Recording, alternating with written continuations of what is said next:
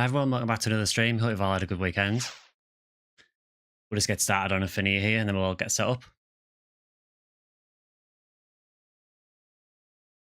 So yeah, I just mentioned it in the intro there, but yeah, I'll switch over some of the music we use at the beginning of the stream just because another PSO creator that I've been collabing with recently said that some of the Fantasy side music's been getting content ID matched in some videos, so just to err on the side of caution, really.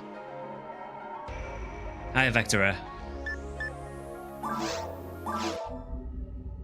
So this is actually my first time playing PSO since last stream. Actually, no, I played it once since, very, very briefly. Just this week's been really, really busy for me and I just haven't had a chance to really play it much at all. So unfortunately, I didn't really get to use the experience week at all, really, for my Hukasale, so she's only just got to hard. So we'll just play some ultimate characters this stream, I think.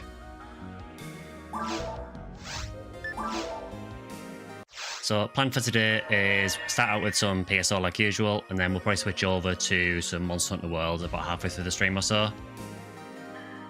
As usual, if you play on Ephinea on PSO BB, we always play on Luminous Block 2 Lobby 13, so feel free to come and join us there.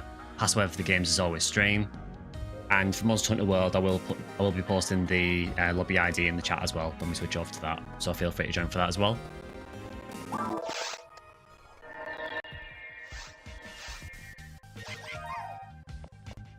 And again, the music has started bugging. This lobby is absolutely cursed. Every time I jump in this lobby for the first time, it always bugs out. You get this like weird micro stutter when you enter the lobby and the music skips, and it does it every single time I enter this lobby. Maybe it's because it's lobby 13. So hello again. Hi, Bezpla. Yeah, so I think the Monster Hunter stream last week went pretty well, I think. We had a little bit of a drop-off in views, but nowhere near as much as I thought it'd be, so I'm quite happy with it. So I think we'll probably do a bit more again today. We'll start out with PSO like we usually do.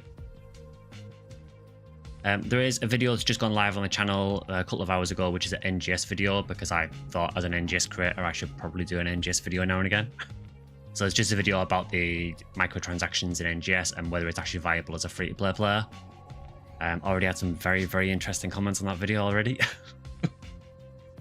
You've been on World the entire week. Yeah, the obsession's got you there. That's how it was for me with World. Once I started playing, I just couldn't stop. So yeah, so I think on Ephinea this week, I'm right in thinking it's the drop all rate week, isn't it? So 125% drop all rate, I think. Or 150, I can never remember now. I did look at the RBR quests earlier, and it did look like we were... it looks like Lost Heat Sword is one of the options, so if anyone's got a drop from Tolors, that's a really, really good one for it. The Ep2 quest looks like a Nightmare Seabed quest with tons of enemies in it. And Ep4 looks like it's decent for Zoos, Gerta Blulu. Actually isn't any good for Heaven Striker, amazingly. Whatever we did last week was the prison shits. I get hit, you get hit. He'll die, Res get hit. It was horrible. Yeah, last week it was a bit rough, yeah. So yeah, I think we probably want to be hunting things that don't have 100% DAR. So as much as I want to hunt Middle Lilies for Psycho 1, it's pointless doing it this week. Yeah, if you want to do Ep2 RBR, we can try that. I've had a look at the enemy counts for the Ep2 quest and it looked pretty nasty. It could be fun. Yeah, I'm happy to do blue full RBR.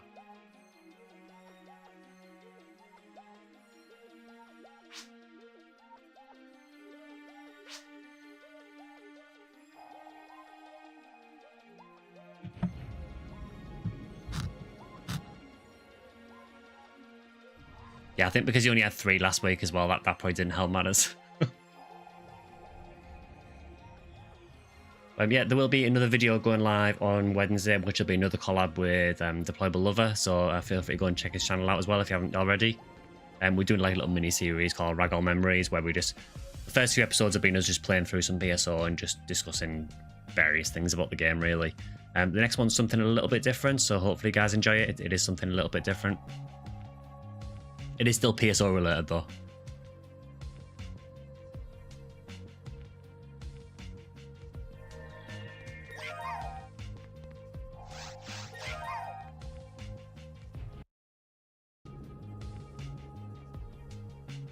Also, feel free to let me know if there's any problems with the audio. I've completely changed how my audio settings are in OBS, just to make it easy to manage. So if there's any problems with the audio during the stream, just let me know and I can adjust it.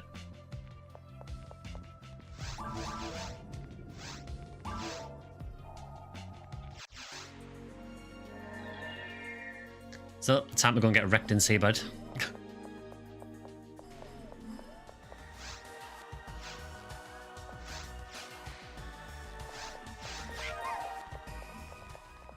Sorry about missing last week. Had a mad busy weekend, but we'll be on for this one. No worries, dude. Yeah, you don't feel obligated to come to every stream. That is it. My week's been really, really busy as well, honestly. I've barely had a chance to play at all.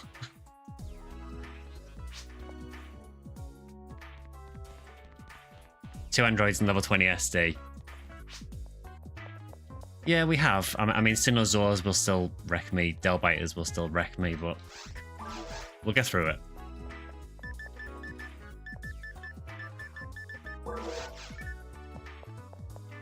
It is your weekend job. You'll treat it as such. But you said that, not me. Like I say, you are under no obligation. I couldn't speak there. You are under no obligation to come to every stream. First time in stream because it's 1 AM here. That is commitment. Thanks for being here, but please do not feel you have to watch live. If you need to go and sleep, go and sleep. He's lying. If you're not here every week, then you're 1 PD for every missed stream. Yeah, I think that was in the small print on the contract. Is it only 1 PD though? I thought it was 2. He took a nap to watch.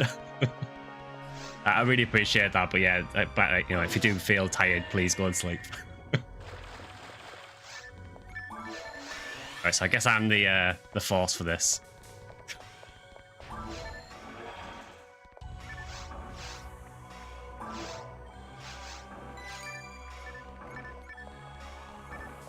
One per hour missed.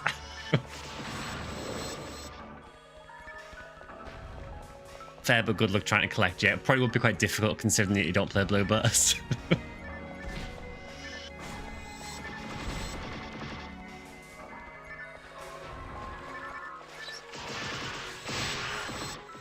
This might be a different quest to last week. So last week there was, I think it was a seabed quest on the RBR. This, I think, is a different one. I think last week it was Phantasmal World 3, if I recall correctly. But this is Penumbral Surge 5, which from the enemy count looks like it might be worse. I mean, an attempt was made there. Yeah, I thought it was PW3 last week. Let's try and trigger this trap, I think, so no one steps on it. There we go. Yeah, if you don't know, for those floor traps, you can actually step on like the outer ring of them and it won't actually activate them. Well, it'll set them off, but you won't get trapped by them. Oh, you fell down? Yeah, I think that there is like a TA thing that some people do when they're trying to TA seabed. I think it's if you use a claw. It's such a weird thing, but I think if you use a claw, you can make yourself fall down here by using the attack animation. I don't know exactly how it works, but I know some like speedrunners use it. Same area, different quest, yeah. Yeah, seabed is really rough. I love seabed though. It's definitely one of the harder areas of the game for sure. Right, can I get around this fence without setting it off? Yes.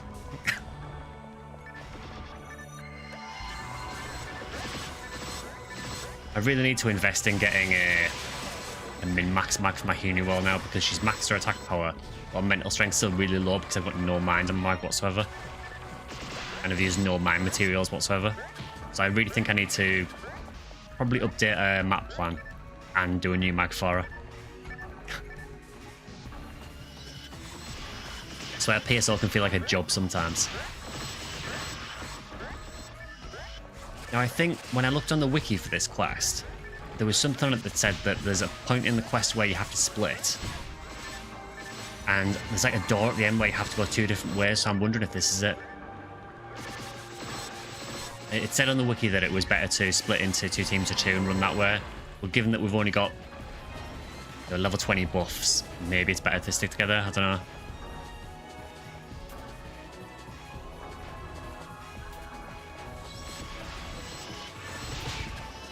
I knew I was going to get hit by that as soon as I walked in.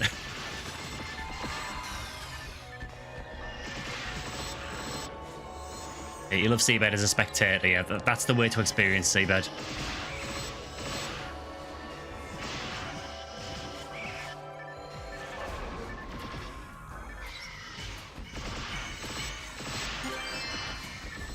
I've got an Imperial pick.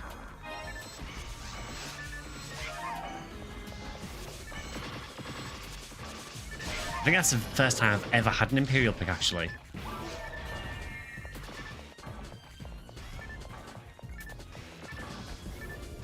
It's quite a cool looking weapon, but I think it is a Bluefield exclusive, so I've never actually had one.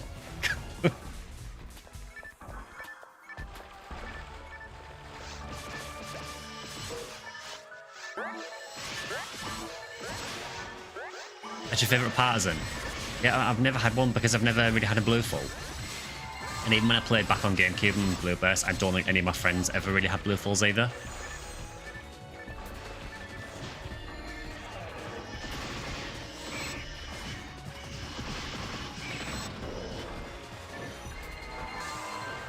It is a really cool looking weapon. I've got no idea if it's actually any good.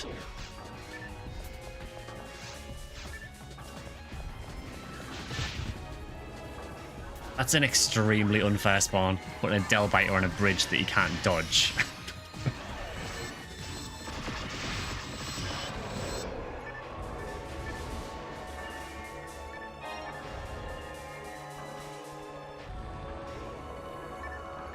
But yeah, I thought it was probably about time to put an NGS video on the channel, considering I haven't put one up in about 2 weeks.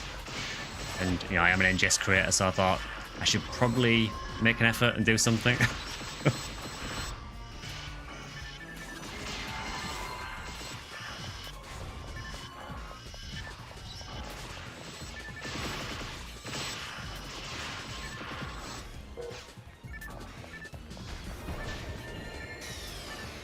Sinosaurs, man.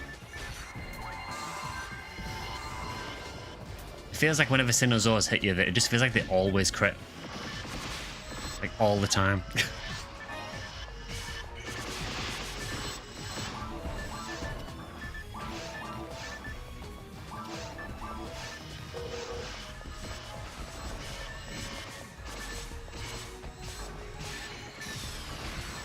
To answer your Discord question, it's all of NGS that confuses you. Yeah, so for context for anyone that's watching, base players just recently started playing NGS. So it's the entire game that confuses you. I suppose if your only other experience is PSO, it is a massive leap from that, so it is like a completely different game, really. But yeah, if there's anything in particular that you are struggling with, just let me know and I can try and help out.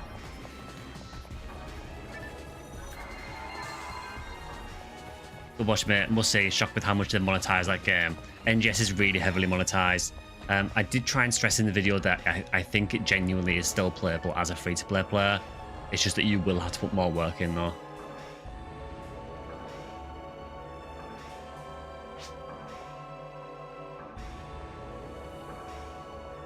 You got an NGS today and got like 20 announcements. That's normally the case after I haven't played for a while. You'll log in and just get bombarded with like pop-ups and announcements of different things.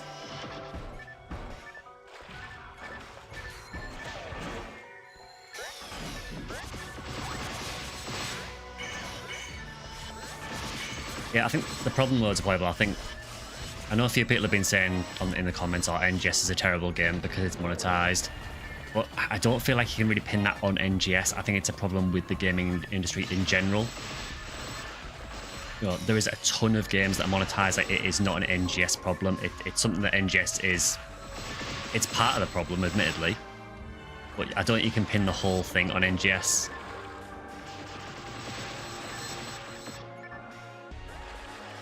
And the crazy thing as well is I'll never understand the complaints about it being monetized, because PSO2 was monetized as well. I think a lot of people forget that when they do dunk on NGS, that a lot of this comes from PSO2 as well. Oh yeah, definitely a Chentan. Yeah, I mean, free-to-play games are huge. You know, I mean, you only need to look at the games like, you know, stuff like Genshin Impact. You know, those kind of games, you know, that have like the gacha elements in them. They're massively popular games. I don't personally like them, but there's no doubt that they are hugely, hugely popular games. And if they're really popular and making the devs a ton of money, they're going to keep doing it.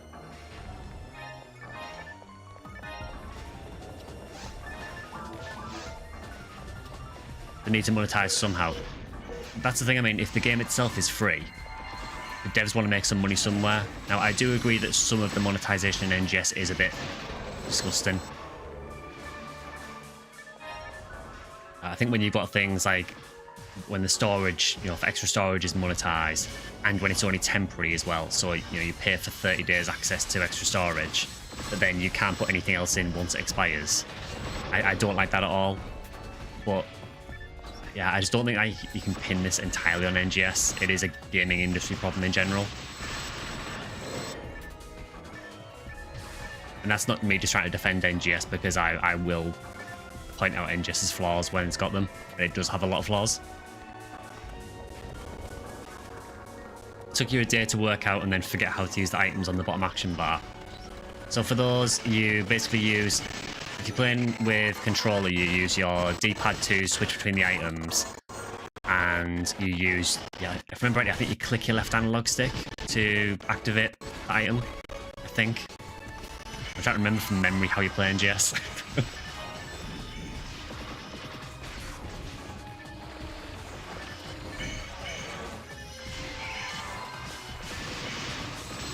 It is nice having people spamming hell.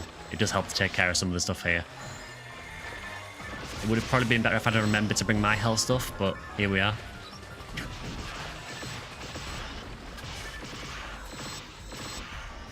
I'm going to assume that was a crit.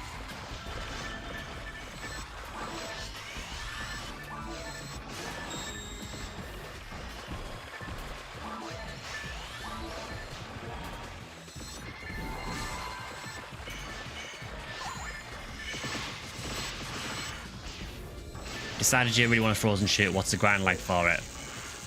Frozen shoot is not too bad.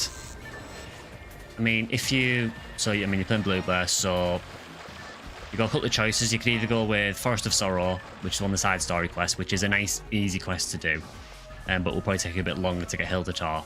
Or you can do Tyrell's Ego Forest. Tyrell's Ego is a lot of enemies, but also has a ton of Hildelts, so you probably get a Hildatar a lot faster. It's a 1 in 2 drop from Hildatar, so it's really not bad at all.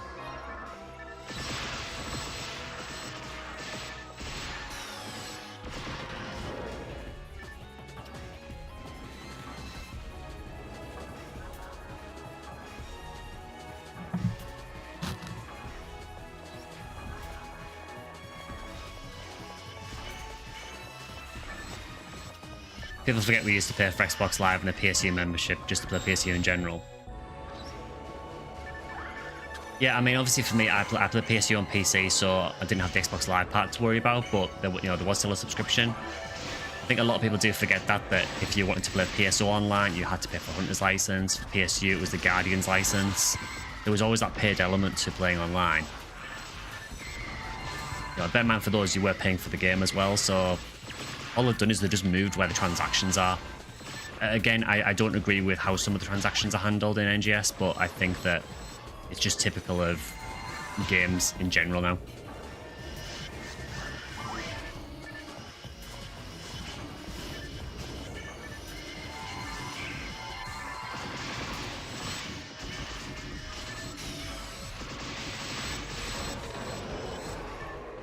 Actually, it's not too bad at all. What IDs did it drop for? I can't remember all of the IDs it drops for. It's about half of the IDs, I think. It's the most common drop from Hildatar. So there is only a couple of IDs that don't get it. I mean, what ID were you again deployable on your rim? I think your Yellow Bows. I have a feeling Yellow Bows gets it. I could be wrong though.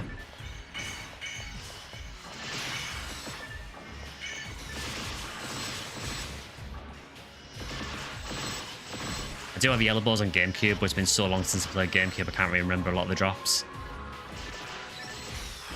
Green nil, purple num, yellow balls, and white nil. Ah, nice. Yellow does get it, cool. Yeah, base player, the resident drop chart wizard.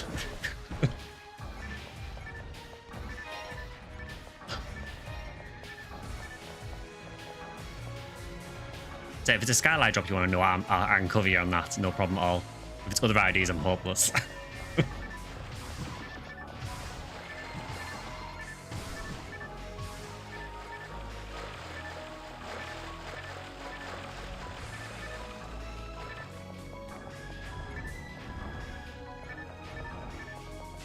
I love that someone's used the Idle Strange Fruits music from Ep3. Such a banger. You got a level 1 frame drop from the box. That sounds like a bug drop to me, that, because that really shouldn't drop in an ultimate. I can only assume that's a bug.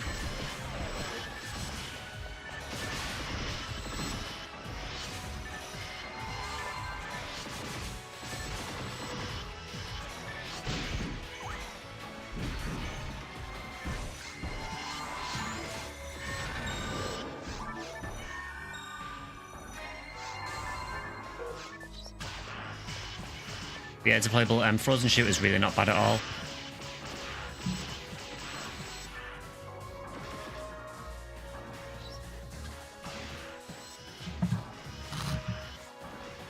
Apologies for my voice is getting a bit croaky. I've got this cold at the moment. I've had it for weeks and I just can't get rid of it.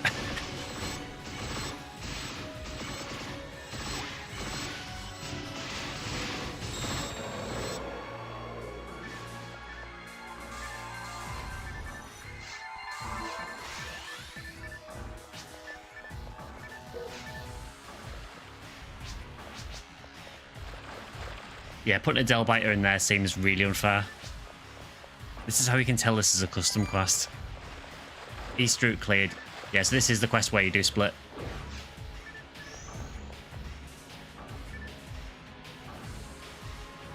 Hi, Droof.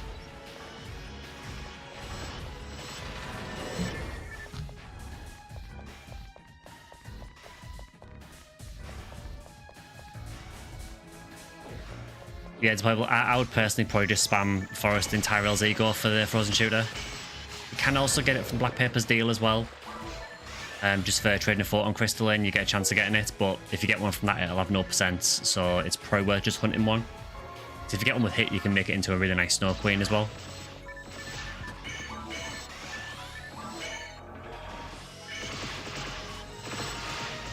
Oh, level 173. Very nice.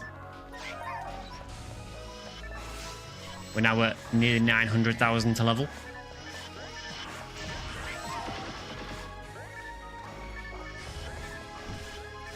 Yeah, Tyrell's is definitely the more fun option, yeah. Do you have a Cure Shock? Because if you don't, you might want to get one of those before you do it, because it's really irritating otherwise.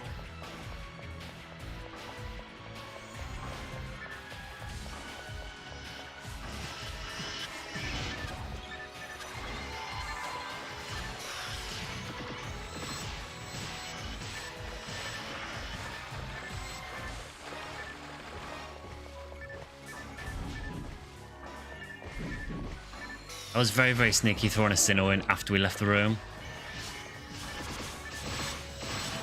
Don't believe you do. Might be worth trading. You should be able to get one, I would have thought, for like 1 PD. They're really not expensive at all. It's probably worth getting one just so you're not getting shocked every 2 seconds by the Hill Delts.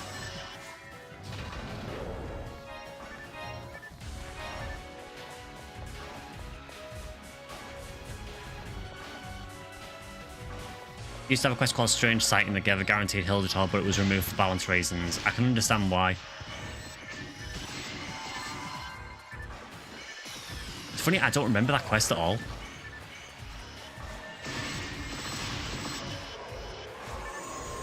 Although I will say, I never really hunted Hildertors much, to be honest.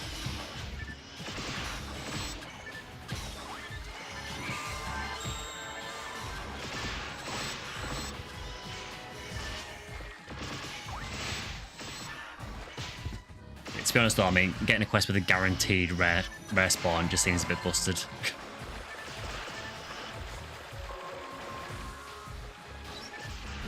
Just use it for Hilda Blues on very hard.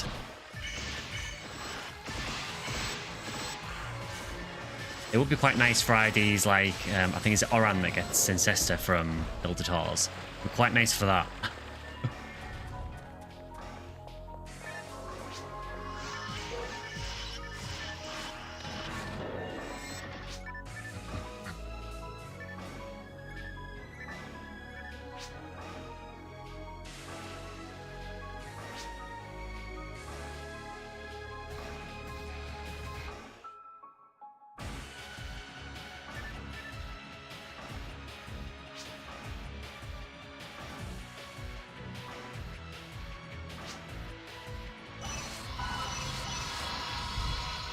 actual 4-person float on blast chain that works with no problems. It doesn't happen often.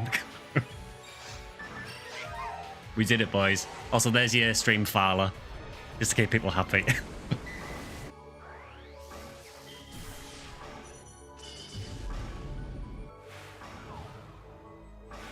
I think the other day after we finished filming to see how long we can stream for and together and how high level we can get doing PSO in one day. Yeah, it'll be an interesting one, that. I genuinely don't know how high you could get if you streamed for... I mean, it depends how long you go for, I guess. For me, when I stream for about 3 hours and then my voice starts giving out anywhere.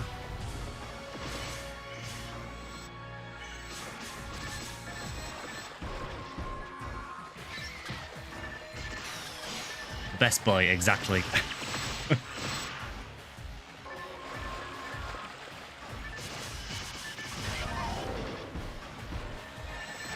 Oh, the Chentan got a special weapon. What if it's something good?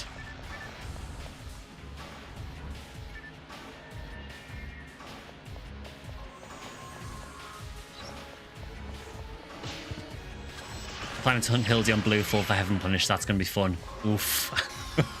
Good luck with that. If it makes you feel better, I'm hunting Psycho 1 from Millillies as well, so I know your pain.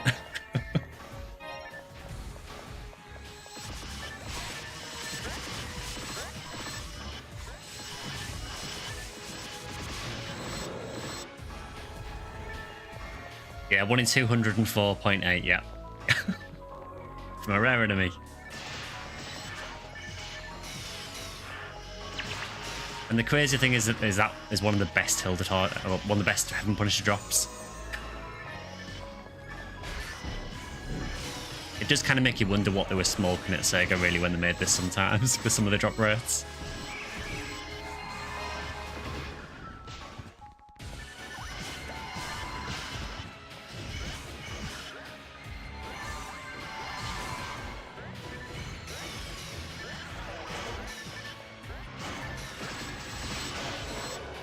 Got to admit though, this shifter and D-band is absolutely killing things.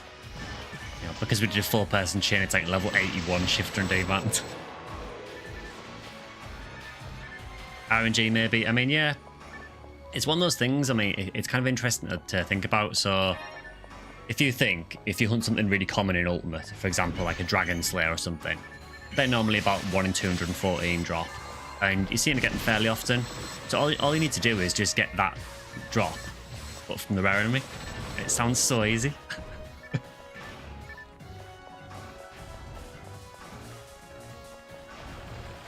At least Bluefull can get all the Divine Punishment drops.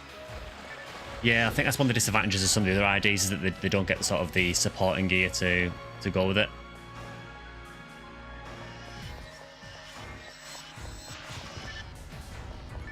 This quest really does like putting Morphos at the back of a room, which is the most infuriating thing you can do with them. Especially in a corridor like this where you can't do anything about them.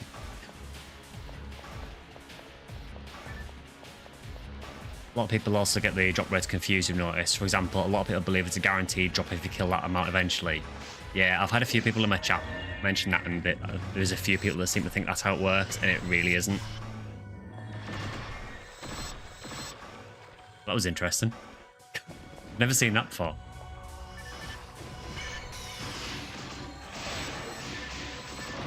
Yeah, so the dice analogy, I mentioned it, I think it was last stream. The way to think of it is, if you've got, say, a 1 in 1,000 drop, the way to think of it is that every time you kill that enemy, you roll a 1,000-sided dice, and if you roll a 1, you get the rare drop. So you could roll that 1 after 1 dice roll, or you could get it after 10,000. It doesn't mean that after 1,000 you will get that drop.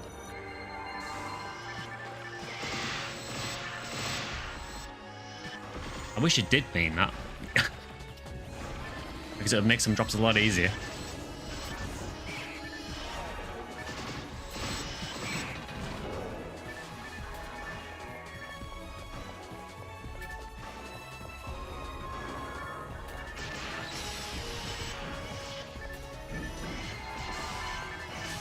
You also have to bear in mind as well that the drop rates are...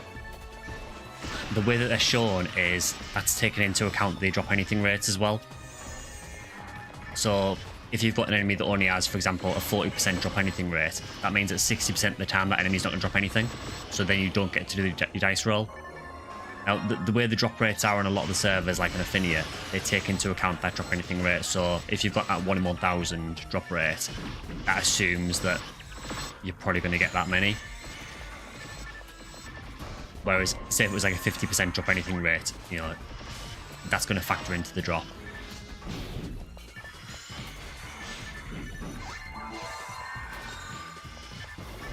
I was going to say I'm quite glad we don't get Del Depths in this quest, but here they are. I really hate Del Depths because they desync constantly. They freeze you all the time. They instant kill you all the time. They're really hard to hit. I hate them so much. I'm going to assume we break through this wall again. Apparently we don't. This quest is extremely weird. Are there Ilgils in this quest? I would hope not, because they should just be confined to tower, so hopefully they stay there.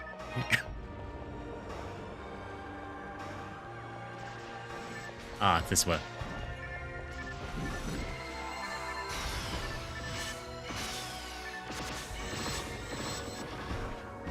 Used to think of it like betting odds on a horse race.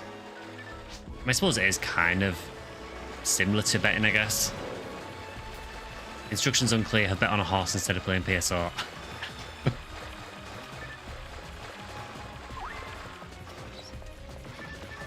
To be honest though, betting on the horse might be a bit more fruitful. You might actually get something back from it.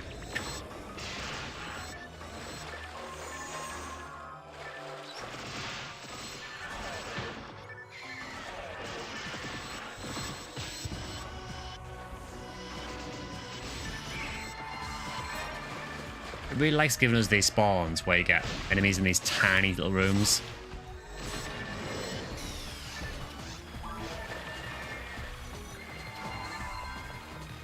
I also realise I'm using mech guns on basically everything, but in Seabed it's almost a necessity.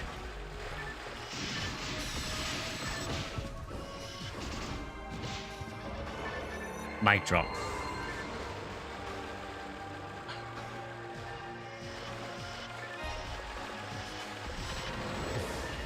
Yeah, Seabiscuit wins and you get a spread needle.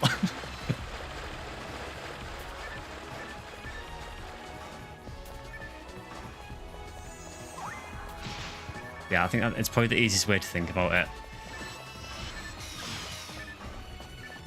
I think it is one of the things that tends to throw off a lot of new people who are new to PSO. For some reason, I don't know why it is, but for some reason people just think that you are guaranteed to drop after that many kills, and I don't know why that is. It's entirely probability.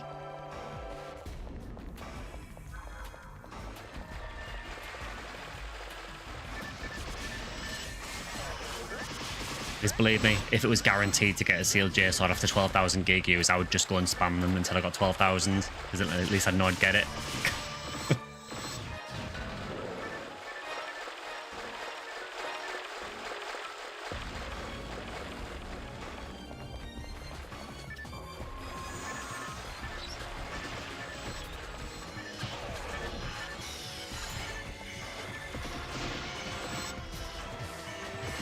It's like I nearly have maxed accuracy on this character. I've got mech guns with hit, and I still really struggle to hit those Del Depths.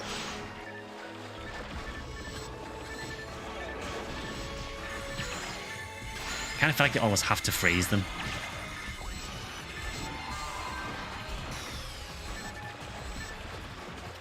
You have 12,000 SGSs by now by the rate you've hunted it. And if I was to guess, I think I've killed about... It's probably 4,000 to 5,000 gigus, I think, over the years.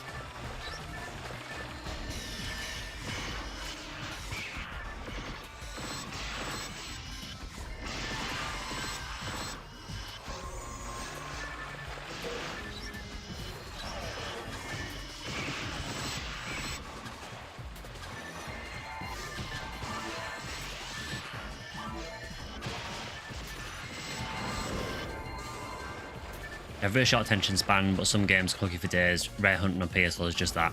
Choose a rare to hunt. Game kept you engaged throughout that hunt, which was about 35 runs to get it. That's what I like about PSO, it's that you can just pick something to go after and then just devote time to doing it. And you know you've got like a defined goal in mind.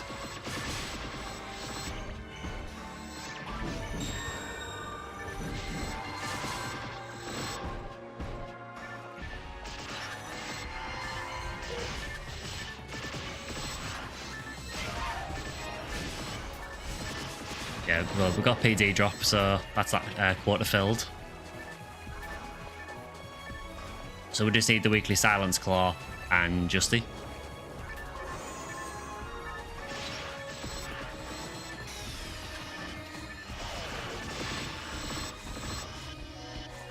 The thing is, I know for Skyly, I think you can get a Silence Claw from Seabed on Skyly, from the Sinnosaurs, I think it is.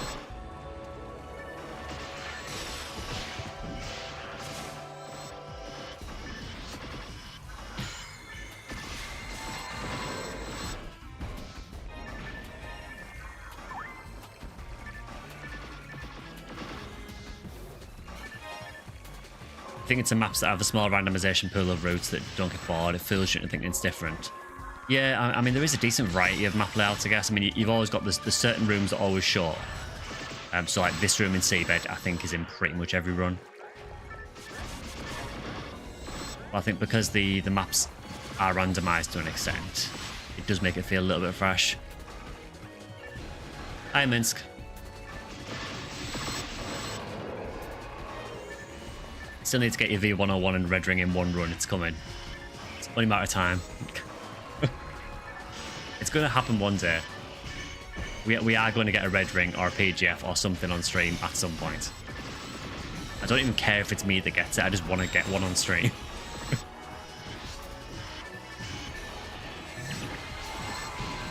Imagine having V101. Yeah, I can't possibly comment on that.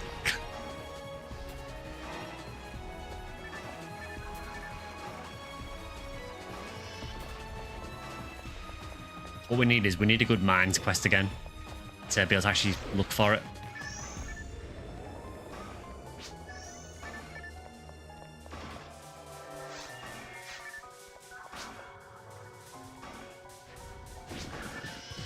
Yeah, I was going to say there's no way that doesn't put an enemy in here. Oh, that's really good. So not only is the Delbite confined in the corridor with us, it can also shoot its beams through the wall. Thanks, PSO.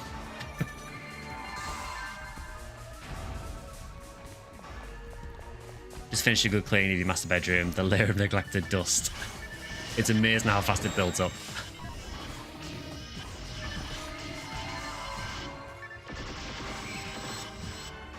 Actually find a V101 in Restless Lion because you want the caliber for your Dark Floor. That's crazy, that, because I mean, Restless Lion typically isn't a quest that you use to really hunt anything apart from getting the weapons with hit. Yeah, GG on that though, that's a really nice drop.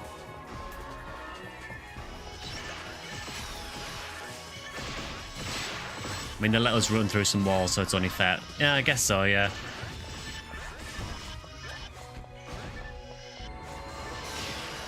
I suppose we can do things like doorway sniping as well, you know, we can run out of rooms and we essentially disappear to the enemies. So maybe that is fair.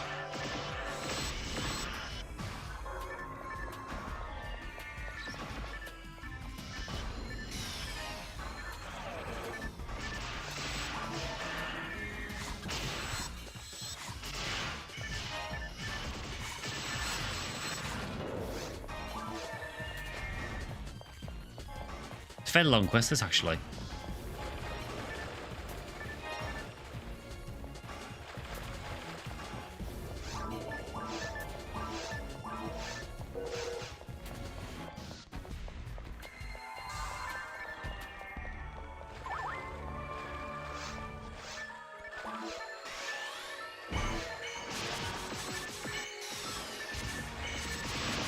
So there is a particular enemy you can't escape through doors from. Which ones? I've seen some screenshots of Sinnohs kind of hacking their way into the corridor.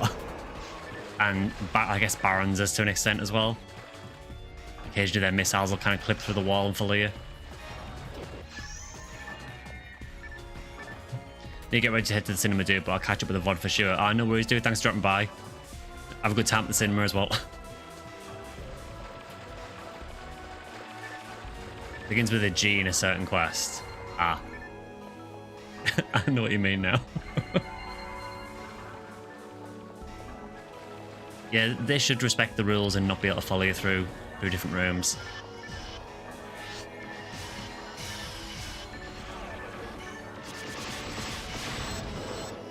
I mean, that guy had no hope there at all. You know, 4 people just in his face with mech guns. Can't help feeling that something's going to spawn behind us. No? That seemed like a perfect opportunity to do that.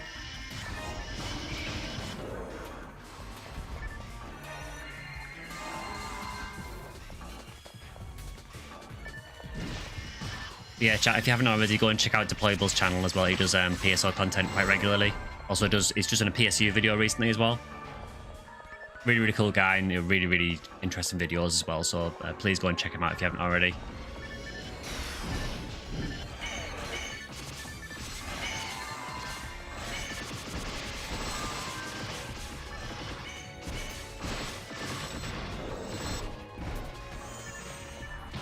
This feels like a really, really good quest for Sinos. Just a shame it has these guys in.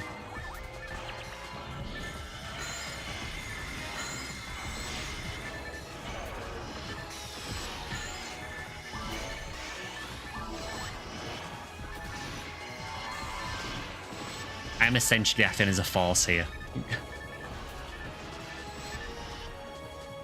Oh, thanks for the gift membership to Playable. And enjoy that, Serenos. So you should have access to some special emotes now as well. Thanks so much for that, dude.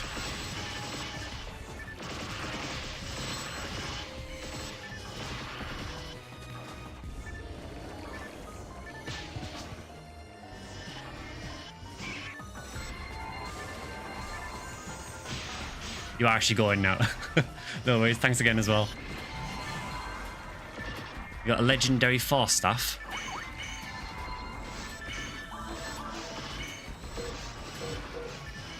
Dare I ask which one it is?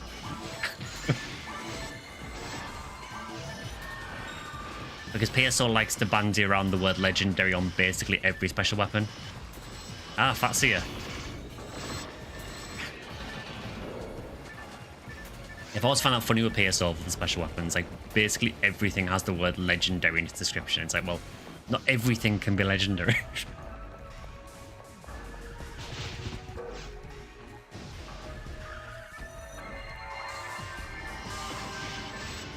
What quest? I'm getting a bit tired of these Delbiters in corridors now.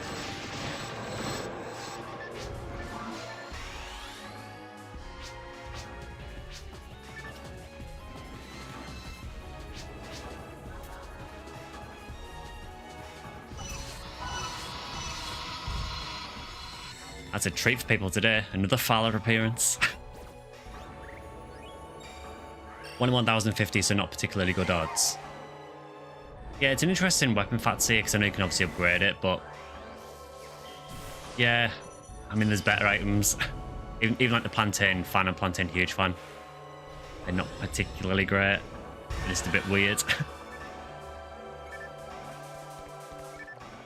This absolutely reeks of Delbiter spawn.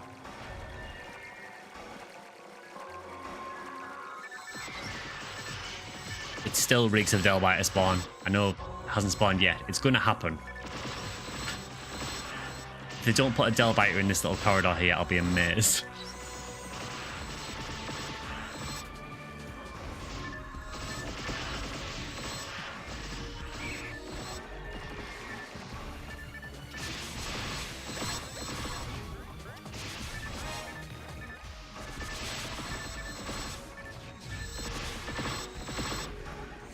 There we go. Oh, with Morphos as well. How nice. This is an absolutely horrific spawn.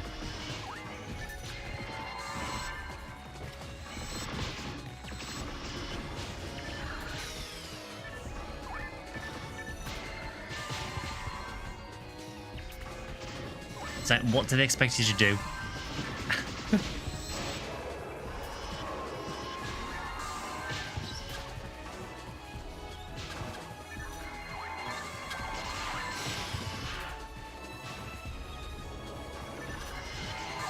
I always say you can kind of tell when a quest is a custom quest and not an official Sega one.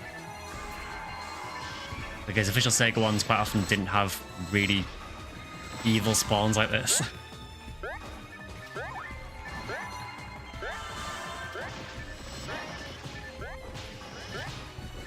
I mean, this might not look bad, but the problem is with the Delbiter being where it is, with these recoil boxes on the top, you can't actually target the Delbiter easily.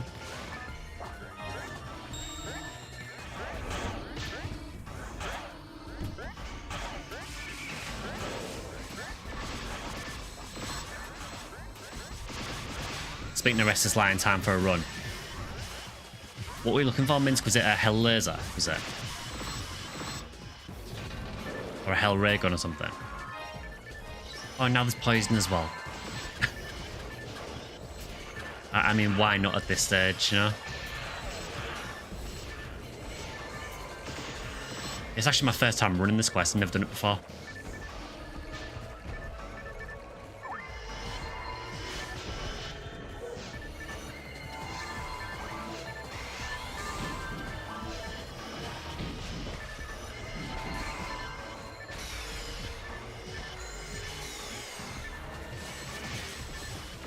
Hell Laser to take advantage of the range distance. Yeah, I do have a Hell Laser, but I think the one I've got, I don't think it has hit, so I just got rid of it.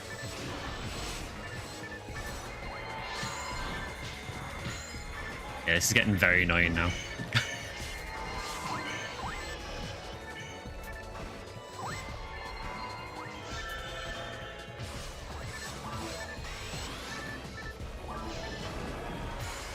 Not this quest, is soloed it and it was pure Nightmare Field. To be honest, it seems like Nightmare Field with 4 people, so I can only imagine how bad it was solo. Hi, Passion Flame, you're right.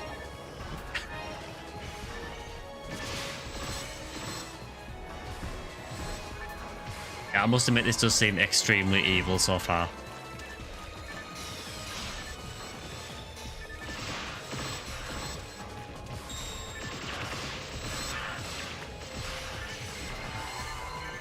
I think all of the Penumbral Surge quests are kind of like this, so that they all seem to be...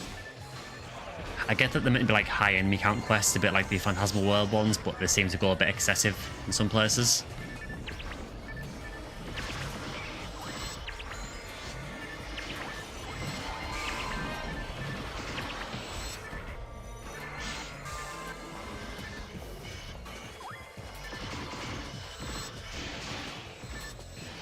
Yeah, the Del Depths are just the absolute worst. I can't stand them.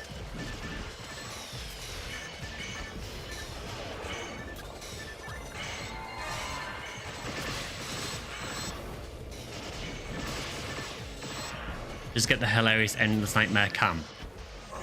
I'm not sure, honestly. I mean, I said this is my first time doing it. The good thing on Ephinea is, for a lot of the quests that have the altered cameras, they usually have a switch at the end that you can press to disable the altered camera, which I tend to press because the camera altering in PSO was never fun. I have a feeling this might be one of the last rooms because it seems excessive.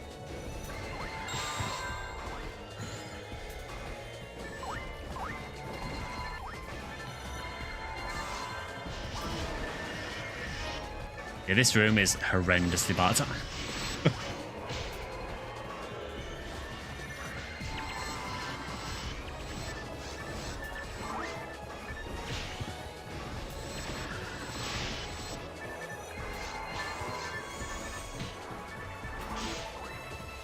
like I'm trying to buff and I just get interrupted immediately.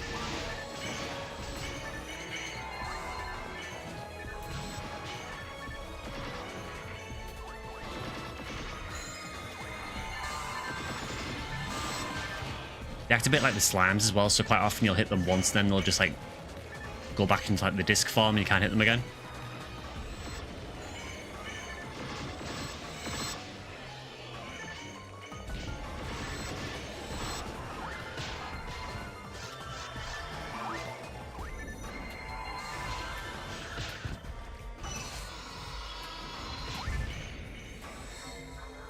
Delbiter, the OGs of trampling you for the lols. Yeah, I mean, Dorfons do it as well, but Delbiters were there first. Poison's quite nasty in here as well. It's actually doing a decent amount of damage.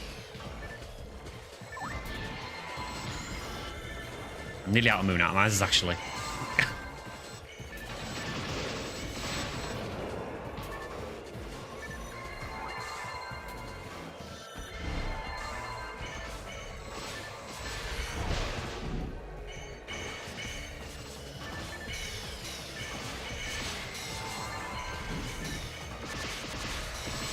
Does anyone ever zoom in or out with the mouse wheel? Just curious. The only time I tend to do it is if I'm making like a thumbnail for one of my videos. Sometimes I'll zoom in or zoom out just to get a better image. But it's very rare I do it in actual gameplay.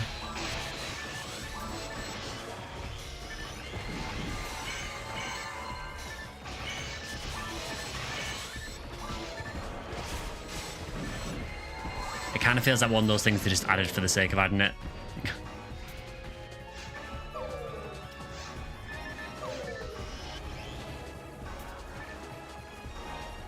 And that was an interesting quest. I mean, it was pretty difficult, honestly. You know, that last room in particular was just horrendous, but it does kind of just feel like PW3, but with more sinners.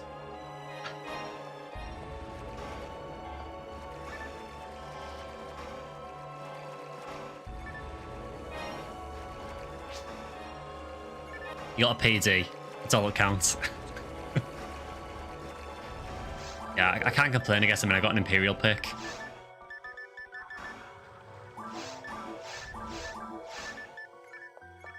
Not great percents on it, unfortunately, but it's something new.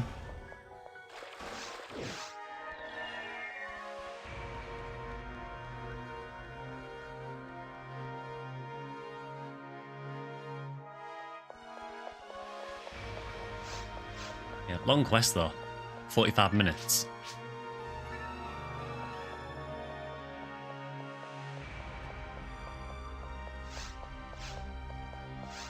It's actually a really good experience though, because I was at about 900,000 to level, and I'm down to like 742,000 already. And this is without experience week. And I know we do get a bit of an experience boost from RBR, but that's still a ton of experience. Alright, so this will go to 25 dark.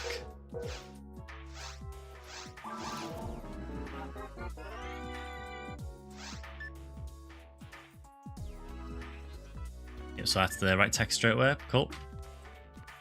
Special attack can take away half an enemy's health bar, so it must have devils, I'm guessing. Not bad.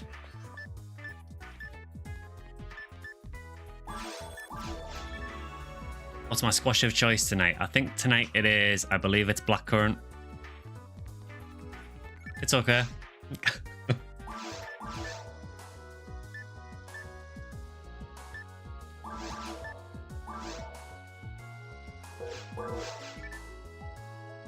You have dandelion and burdock. I haven't had dandelion and burdock for years.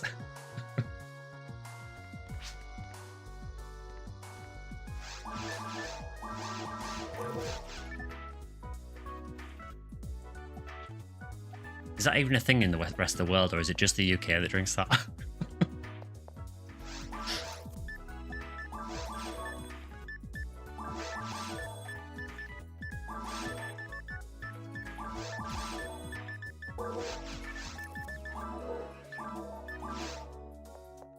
Poison Room makes Delbiter charges one-shot you. Oof. Yeah, it does feel a bit unfair having Poison, Delbiters, and Sinnohs and Morphos all on the same spawns. Yeah, interesting to check it out though. It is the first time I've done that quest, so cool to do it at least. Good luck trying to find a non-sugar-free version.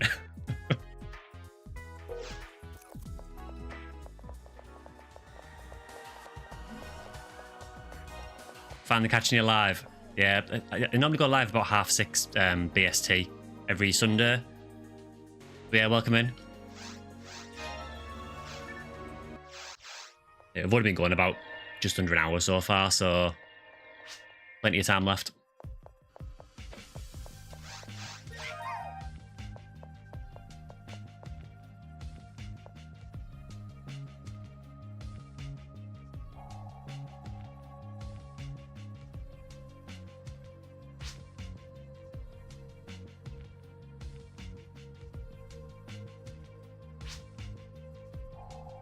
Equipping your Reno 5 maxes your MST.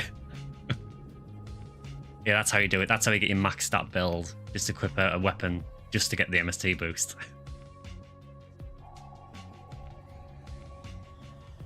1:30 Eastern time inserts. Oh, no worries, actually, time. Like I said, I'll probably be switching over to Monster Hunter World a bit later on. Yeah, have fun on 3U. Might try and hop in a game with you. Yeah, so if we've got space in the games, you can always drop in. We always play in on Ephinea on Lumaris, Block 2, Lobby 13. We tend to hang around here whenever I'm not streaming as well, so feel free to drop by anytime. Any game that I play is normally passworded with the password stream, so just feel free to drop in if you feel like it. I think we do have 4 at the minute, assuming everyone can do this next run. But yeah, if we've ever got a free spot, by all means, drop in. I think I'm missing out on something here with this chair moving.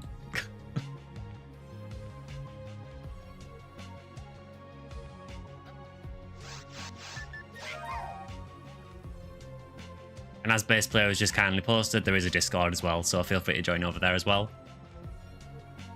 If only we could do bumper fort on chairs. I think the best thing we've got is the soccer lobby, haven't we? Well, I should probably say football lobby, I guess. You know, since I'm from the UK. Yeah, I don't know if the ball game works if you're in fort on chairs, to be honest. I haven't actually tried the ball game for ages.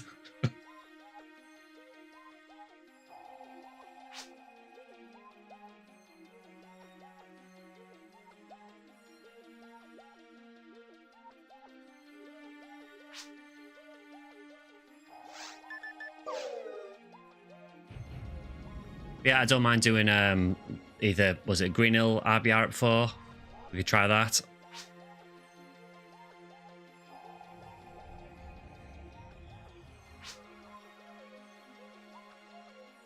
Yeah, we can, I don't mind doing that. We could do a Green Hill at 4 run if Minsk's up for making.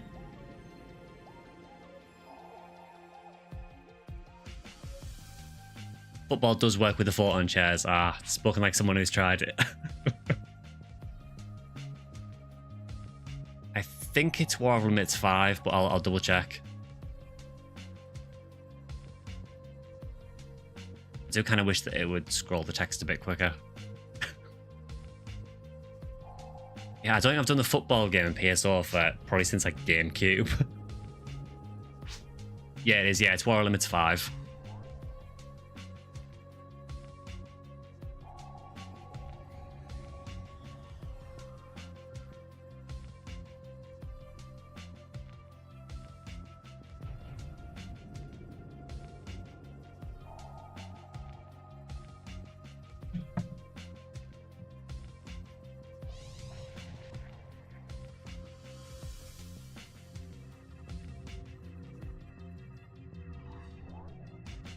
Yeah, I saw in the Discord that Minsk has just got the stealth suit, so I did a couple of runs earlier as well, just to try and get some tickets for one.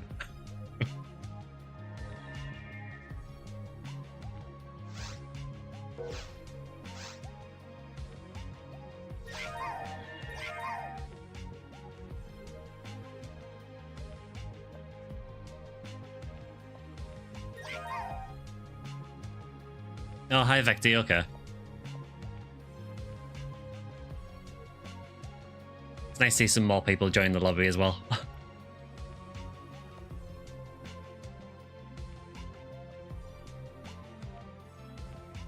It's a bit awkward at the mix. We've got 5 people, so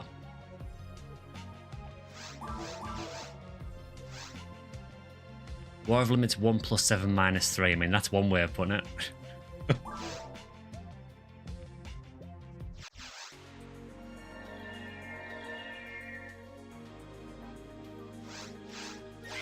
You can just watch, it's fine. Yeah, I mean, like I said, we can always rotate around if we need to as well.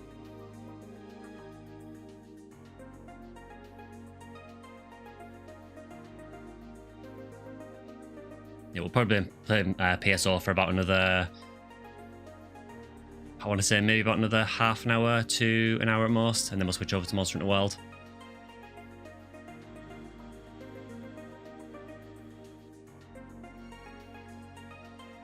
Maybe the second or third 4-mar in the lobby.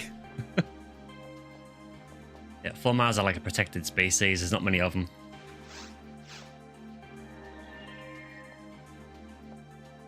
Nothing against them, it just seems like no one picks them. It was annoying to level.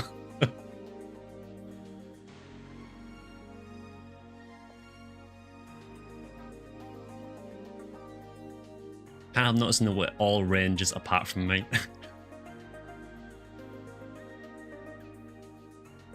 Yeah, 4-mar's quite a difficult class, really. I think it's one of those classes where it gets really good later on, but sort of earlier in the game it can be a bit of a struggle.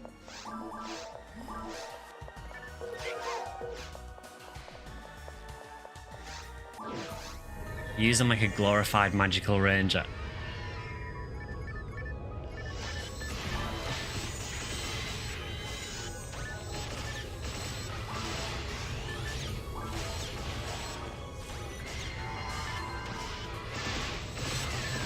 You got Disco Braven with hit. That's all you need.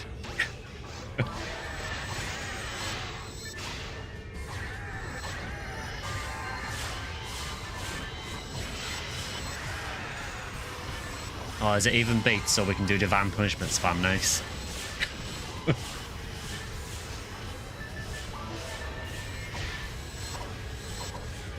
85% hit Disco Braveman.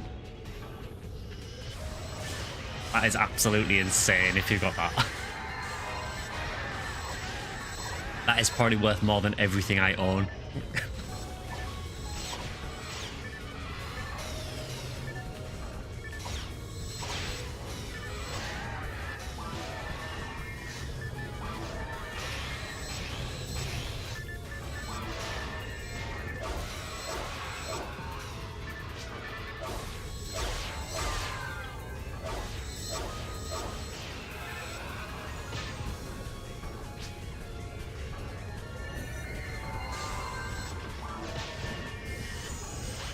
Also, the stealth suit doesn't show up your weapon either. I know that when you attack with it, you phase back in and you become visible again. I didn't realise it actually goes completely invisible.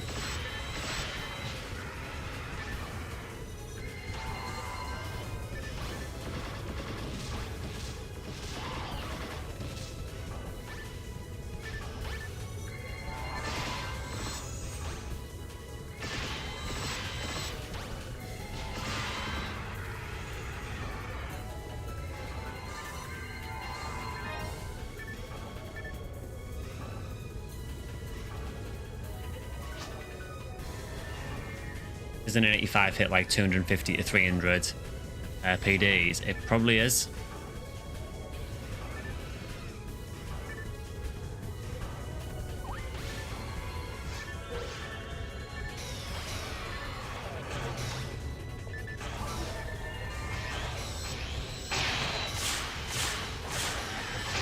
Need a stealth suit. Yeah, the way to get one at the minute is to, well, either trade for one or do Gallon's plan. It takes quite a lot of runs to do it though, it's really annoying. I think if you do it in Ultimate, you get like 2 photon tickets and you need 20 for the stealth suit. I mean, it's not a particularly hard quest to do, it's just you know, forest. But it's just a bit annoying having to do it so much. Usually find things when you're not looking for it. Yeah, that's exactly how PSO works. It feels like that way anywhere.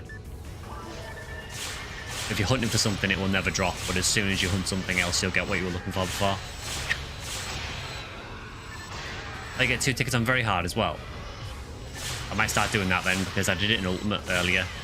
It wasn't hard, because it is only Ultimate Forest, but, you know, 2 tickets, having to do it, you know, essentially 10 times to get Stealth Suit is a bit of a grind.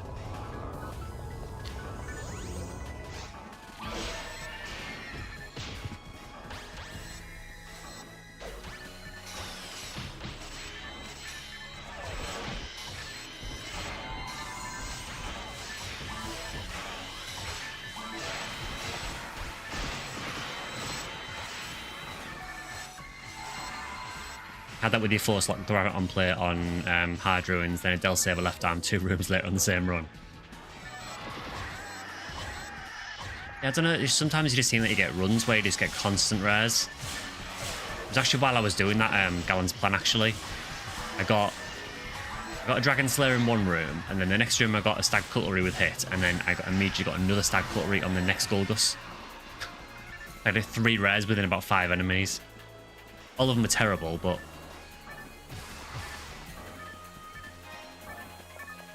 I'm not sure if there's a switch here. It's been so long since I've done this quest.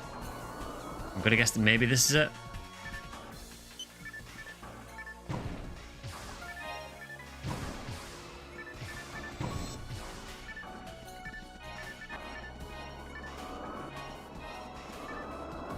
It's your one case of good luck on your current batch of GameCube characters. Yeah, honestly, on GameCube, considering I've got like hundreds of hours in the game, I don't really have anything great.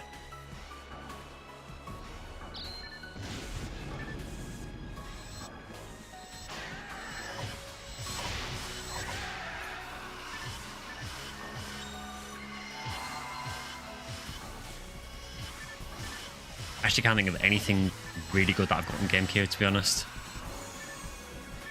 I've got like decent gear, but nothing crazy with hit or, you know, no Uber-res or anything. Definitely been a lot luckier on Blue Burst.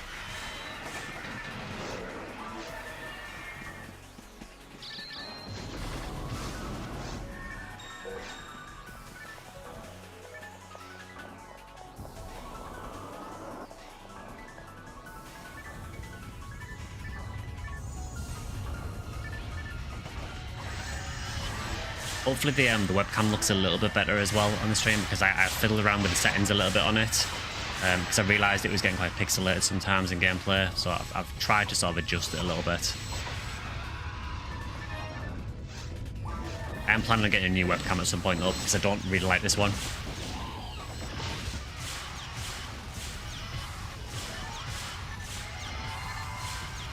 GameCube, you had J-Sword and Black King Bar. Very nice.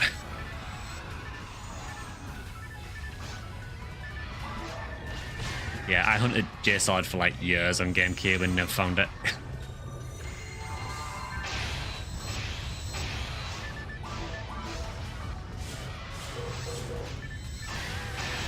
Oh, I found a Justy. Oh, so we've got to stream Justy then.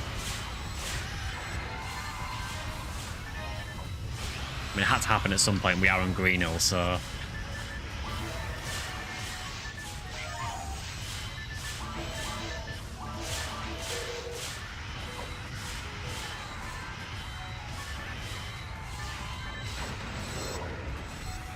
Maybe we should farm Limbed Argent for 4 mar, but good luck finding that with hit.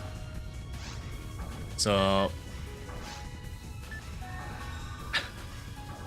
this is my first limb that I found. It's only 20 hit, but I'll take it. I wasn't even looking for it either. Again, it was another case of hunting something else. I was hunting something in Skylight Crater. I can't remember what it was I was hunting, to be honest. And it just dropped. It's like, alright.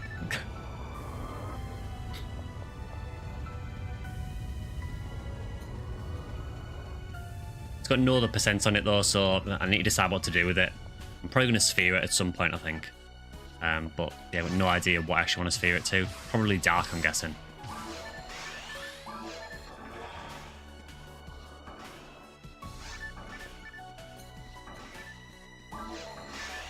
Yeah, Stealth Suit's such a cool visual effect. I really like that.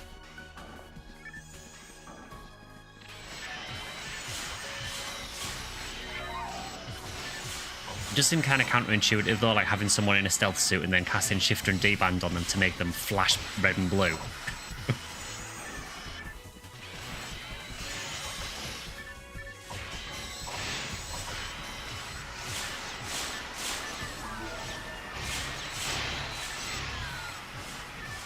Actually, do you flash red and blue, or does it dull that effect as well? I can't actually see the shifter there. So it might actually remove that effect as well. That's really cool if that's the case.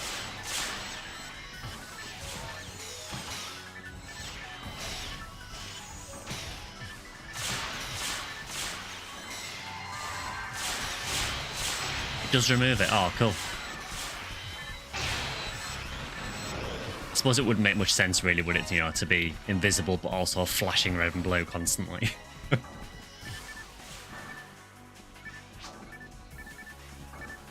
Yeah, so it is the stealth suit. Yeah, we can confirm it is a stealth suit.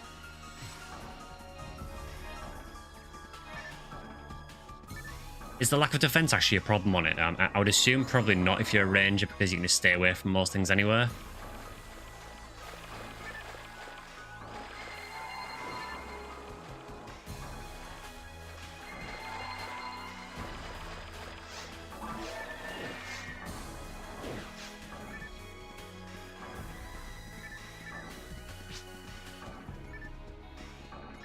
You do get hit. I suppose particularly here, there's going to be things like, I suppose like the Goring detonators have ridiculous range, so they're going to tag you regardless, but...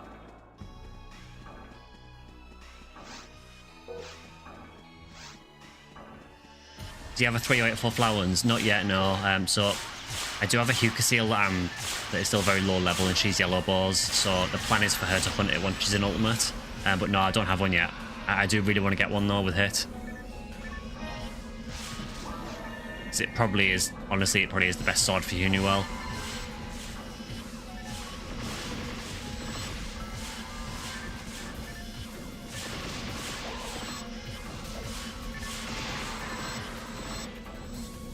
We've got one. Yeah, I mean, I'd be interested. What kind of percent does it have on it?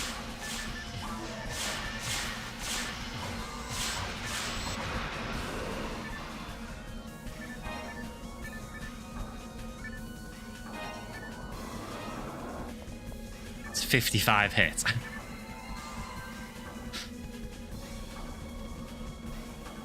That's insane. I mean, to be honest, that's probably worth way more than I've actually got.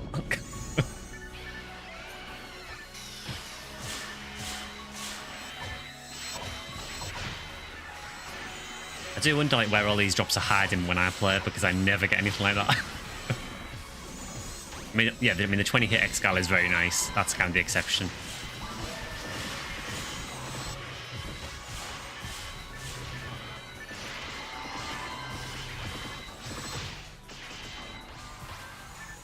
You've got to look at how your arms are positioned to remember what weapon you've got equipped. I suppose it's probably something you get used to after a while, though, because you kind of get used to the kind of pose that your character goes in for each weapon.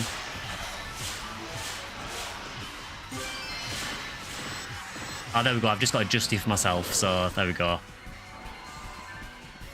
Stream a gift then for free. You really, really do not have to give me a 55 hit 3084 Flowers for free. Like, that is ridiculously rare, so...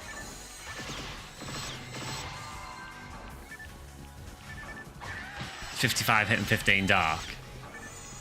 Yeah, I mean, it's up to you, dude. I mean, yeah, I would obviously use it on my Uniworld for sure, but I almost don't feel right taking that for free, because that is ridiculously good.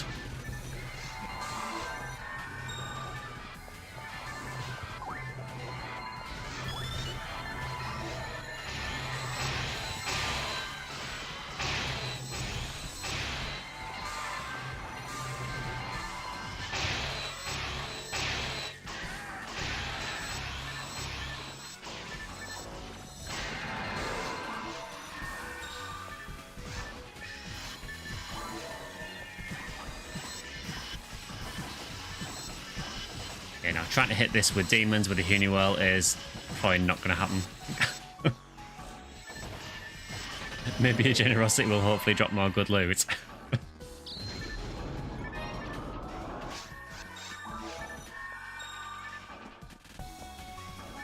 Yeah, we did try that with Olgaflow a while back. We dropped a ton of... to be fair, it was only LK14 combats that we dropped, but we dropped about 5 or 6 of them at his feet as to try and appease him to drop a PGF, and it didn't work.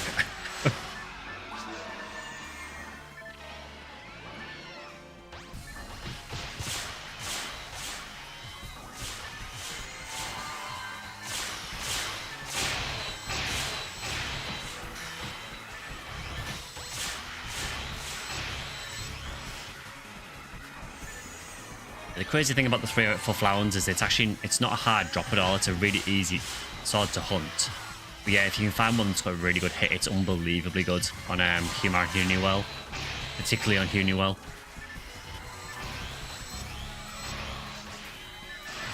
Yeah, everyone gets adjusted. Yeah, it's like the curse of Greeno. To be honest, it's kind of the curse of Skyly as well. You get them all the time on Skyly as well.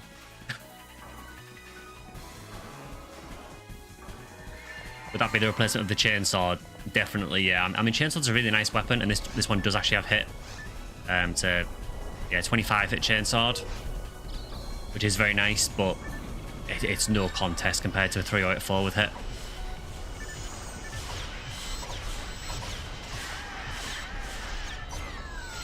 So the best way to think of the 308 is basically the female equivalent of Zamba, because obviously Zamba's male only, so I can't use that. You want a Zamba with hit. To be honest, I haven't even seen a Zamba drop for me. In all the time I've ever played PSO, I've never found a Zamba.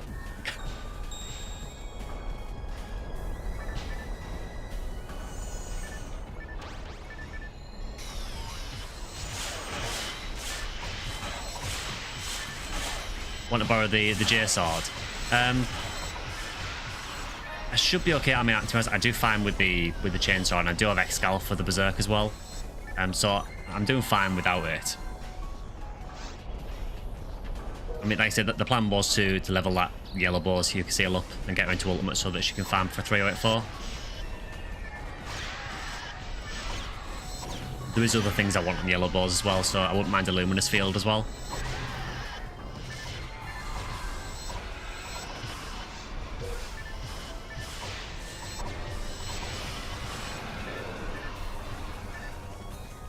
You've got one, but you don't have a male character to use it. Yeah, I just never even found one. Like, all the time I've played, just never had one. I've never really had a character that could use it either, because I've always used for Hunter, I've always used Hugh and Hunewell. Apart from I had a very low level Hugh cast for a while.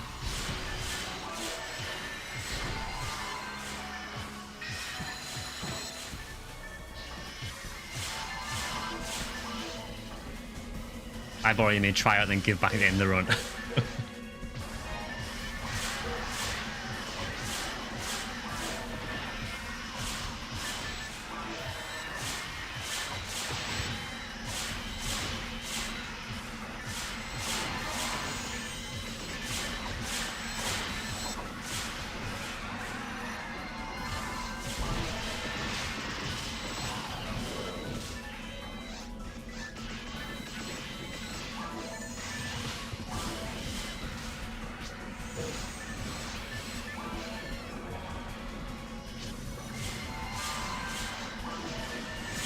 To be fair, you hadn't been given one, never saw one drop the whole time you were online. Guess that's your penance for being in the nice claw group.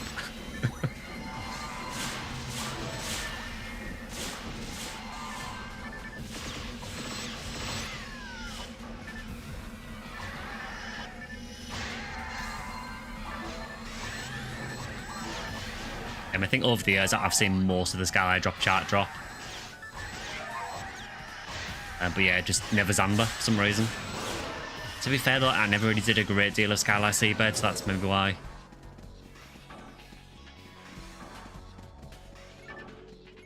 You know, Skyly Seabed is not particularly great. There's a few decent drops, but... Was that premature Photon Blast discharge there? No, that is not Gizander.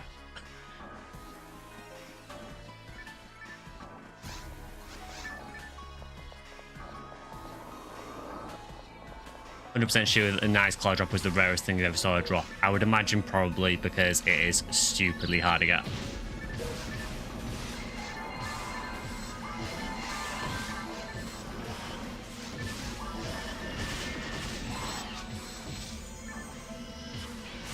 All you want to do is tag the rappies.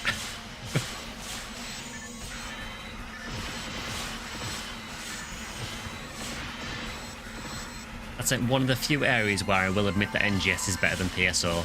The way it handles Photon Blast, because you just select it on your sub palette and activate it when you want to. You don't have to worry about accidentally triggering it constantly.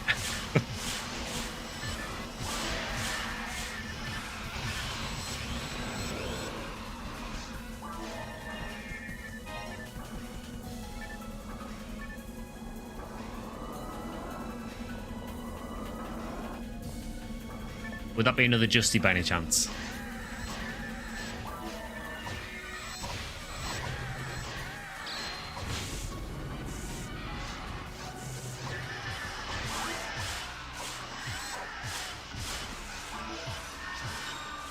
Five hit Justy. Oh, have fun with that one.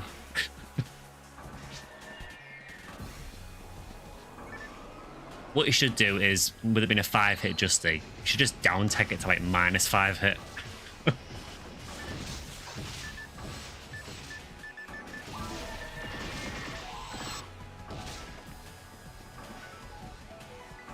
Yeah, if anyone who doesn't know, you can down tech to minus the negative techs. I think there is a guy on the Ephinea Discord who seems to, like, whenever he finds something that's got like 5 hit, he'll down tech it regardless what it is. You have a VIU with -5 hit. I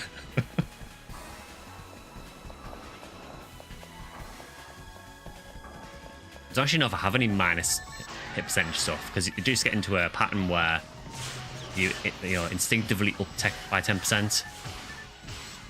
Yeah, I mean, I suppose if I got something that was terrible anyway, I could down tech it for the memes. -5 hit Heaven Punisher.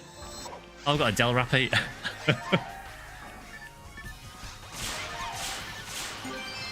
And he dropped a Heavenly Body, which is absolutely useless.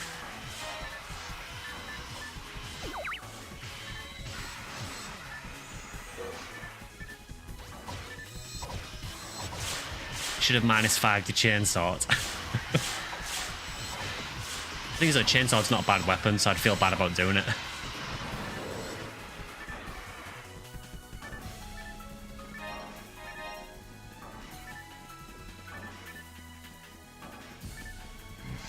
Yeah, so these are the switches I mentioned earlier. So this quest has the dodgy camera. What I will do for the purposes of this stream and for some entertainment, I will put the camera change on. So this is the camera that you get to enjoy.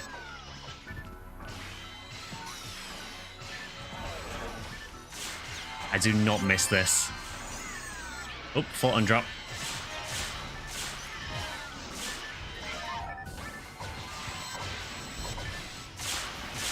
This camera view is so bad. You're basically completely blind to everything on your left or right, and you can't see anything behind you at all.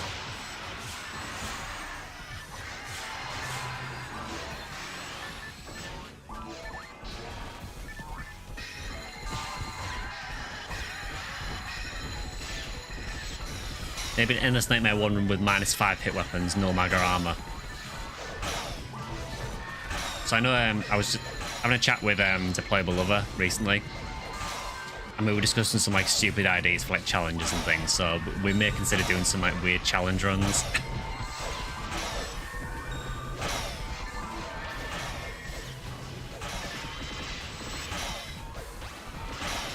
I said to him that when I played on Sega Blueburst, my team at the time, we did a stupid challenge where we basically did Phantasma World 4, which is one of the hardest tower quests, and we did it using nothing but Victor Axes.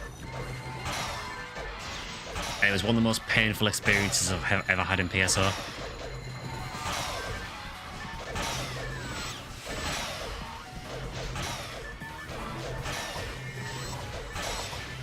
Because if you know how bad Victor Axes are, you know.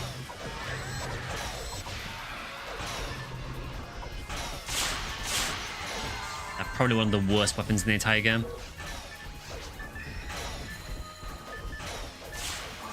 Will you do it again on stream? Possibly, if I can get other willing victims to do it with me. I say that was back on the Sega server, so it's people I played with, like, you know, over a decade. Well, you know, probably about 2005 or so.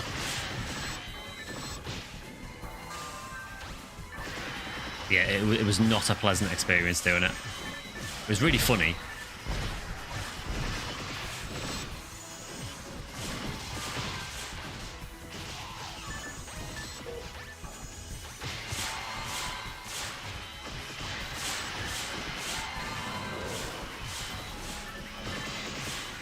I think the reason we did it is because we've been doing some SGS runs and we were just getting so sick of getting screwed over by SGS runs that we just, I think we kind of lost the will to live a bit and just thought, right, we're just going to do something stupid.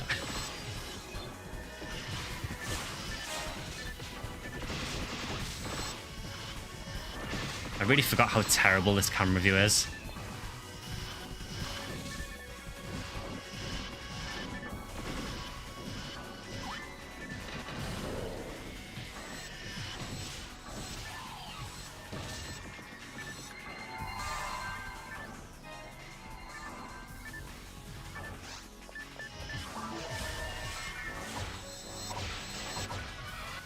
You'll give me a one-time £25 charity donation for that. I've been thinking about what to do, like, once I get to 1,000 subs. Maybe like some kind of like celebratory stream. So I've been wondering if I should maybe do some kind of charity stream, but I'm not sure yet.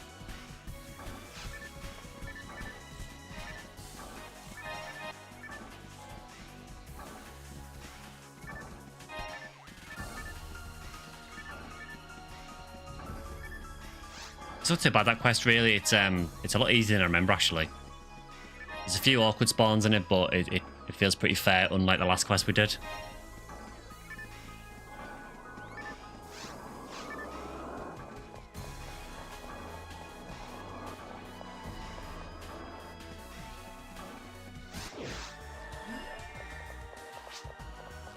$1.3 million to next level. Oof.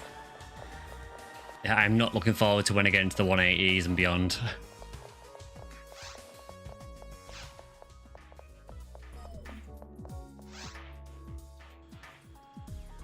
Legitimate suggestion would be charity streaming, especially if you get deployable involved. Maybe take ideas from a community poll. Yeah, I mean, obviously I don't want to speak for deployable, but I can certainly have a discussion with him about it. I think he's right near 2,000 subs as well.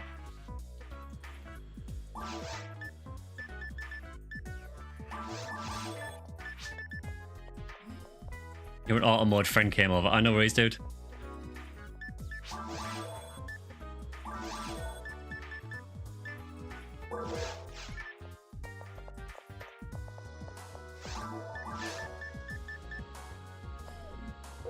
I think this was just a Justy, wasn't it, I think? There you go, there's one for the stream. The weekly Justy. Saleswoman looks like she's stifling a laugh. Don't even care what the percents are on that. Yeah, she does kind of, doesn't she? Yeah. I never noticed that. She's laughing because she knows she's about to get rich because I've just spent all my money on dye fluids.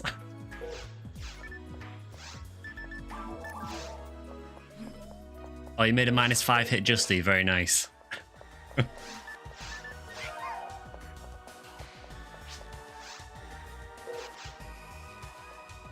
And yeah, I'll probably team point the Heavenly Body as well. On the subject of team points, there has been a thing we discussed on Discord recently, which is someone asked if I would consider setting up my own team on PSO and on NGS as well. So let me know in chat if that's something you're interested in, or you can let me know on Discord. And we do have like a stream suggestions part on Discord as well. I am totally up for making a team on Blueburst if the consensus is that you want it to go ahead. The only thing I would say is that because of how Blueburst works, things like the team, well, like the changing rooms and the Point of Disaster quest, they're all locked behind team points. So we would need to like unlock them with team points if I did it. So it just seems to be a general idea that people do want to do it. So I may go ahead with it, but I'll keep you guys informed on that on the Discord. But yeah, we would need that if people do join it, we would need people to probably contribute team points to it.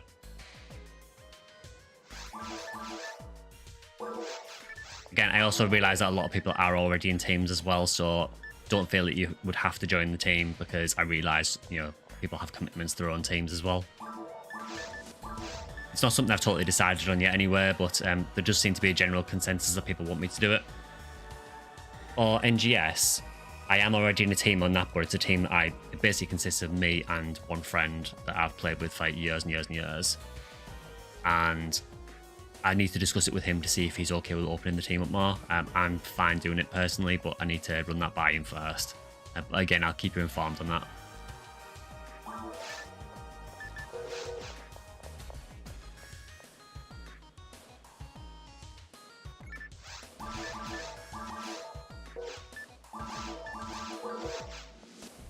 Literally only keeping my heavenly body just so I can team point at it later.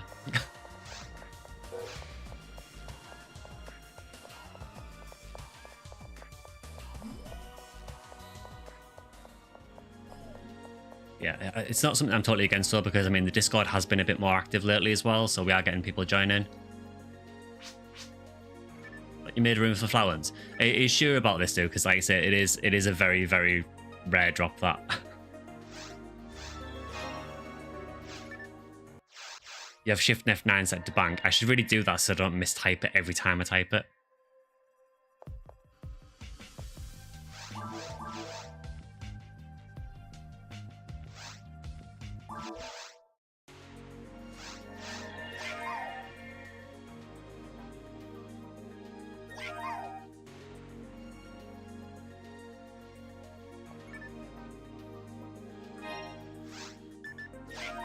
Thanks for that, dude. Yeah, if you do want anything for it, let me know. Like I said, I'm totally fine giving you stuff for it. But yeah, just let me know. That is super, super generous.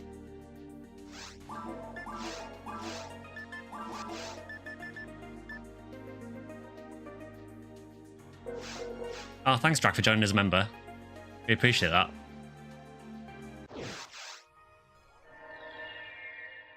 Finally can afford it. Just wondering if the stream elements thing is going to work. It worked earlier. It seems really, really shaky on whether it actually decides to show up. So I guess no, not working this time. Cool. I don't know what it is with YouTube memberships. For some reason, if you member, occasionally it will shout you out as a member and say welcome. And then sometimes it'll just go, nah. Yeah, sorry, I have no idea why it does it. I mean, when deployable gifted a membership earlier on, it worked absolutely fine. I have changed nothing since, and now it doesn't work. What it tends to do with stream elements as well is about 2 days later after the stream, it'll go, oh yeah, by the way, you got a member. I suspect it's something to do with stream elements. I should probably look into maybe using Streamlabs and just see if that's any better. If you got to rejoin, you'll correct it on the 30th. As I've said many times, there is no obligation to join as a member. I really appreciate it, anyone that does member, but do not feel you have to. So I think what I'll do is I'll go and get a drink because I badly need to get another one. And then we'll probably switch over to some Monster Hunter World and do a bit of that on the stream as well.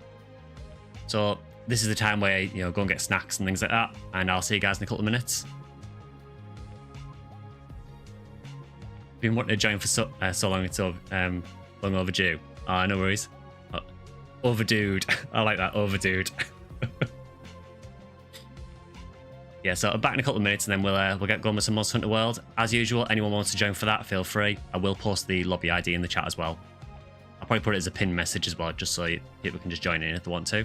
Yeah, back in a couple of minutes.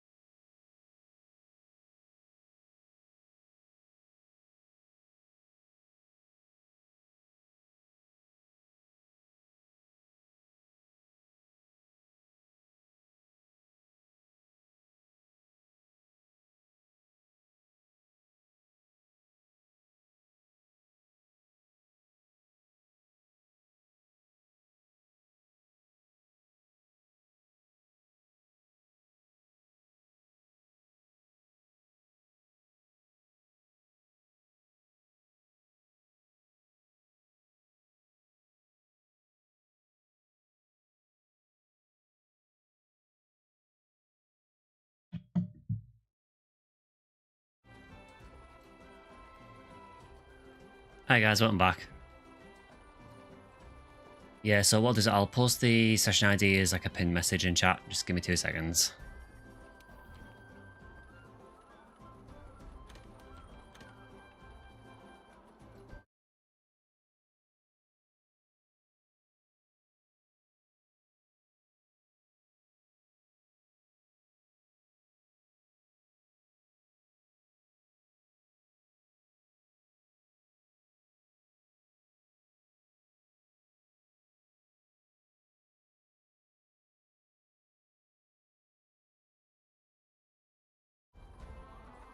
There we go, so that should be pinned in chat now.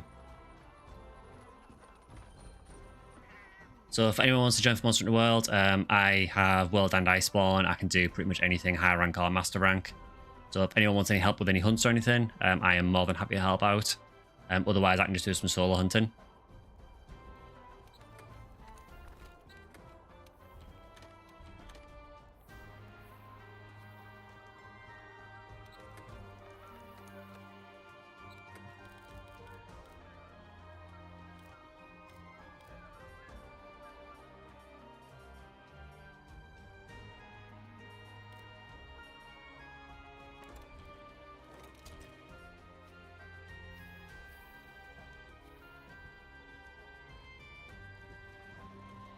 Oh, hi, Drakenzel.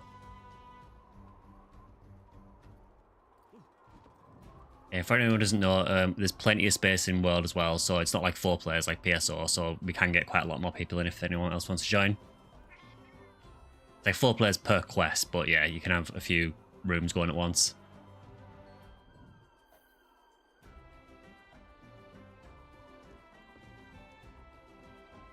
So, Drak, you finally got through 18 Gigante. I saw you posted in Discord say you finally beat it solo. GG on that, because that is a really, really difficult hunt.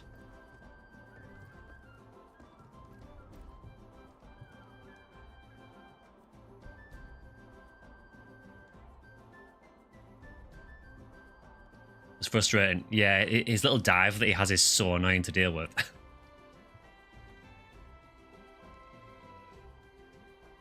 It's one of those hunts where once you get him really, really low health, he just goes absolutely berserk at the end of the fight, and the last part is the hardest by far.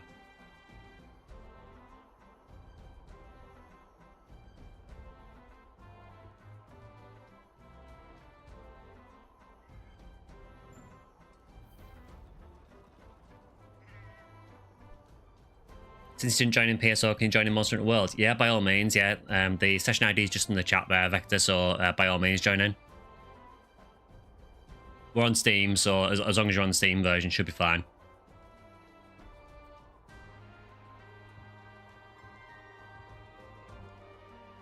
Yeah, I'm cool for doing early MR. Won't your ping be a problem? Should be okay, hopefully. The only thing I will say is that the Monster Hunter World servers have been really dodgy lately. I know me and Drac were trying to do some runs recently, and we kept getting disconnected quite a lot. So hopefully that doesn't happen. You've been having fun with Hammer. Yeah, Hammer is amazing. It's so much fun just to knock things out constantly.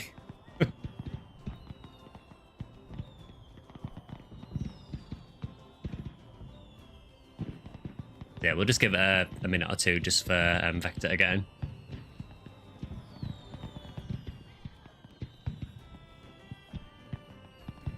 Are you in Master Rank, Vector?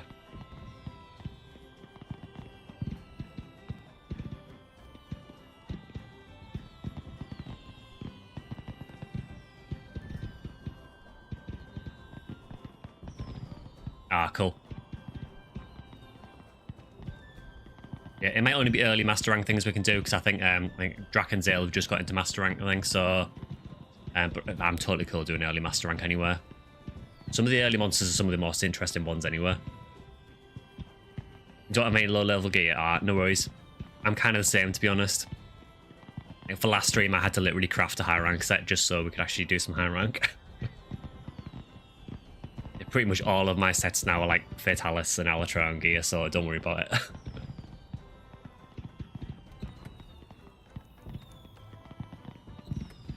Let's see, what weapon should I start with?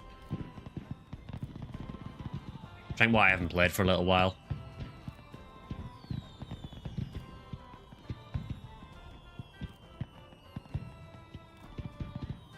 I might go with the Weeb sword, actually, because I didn't use that last stream.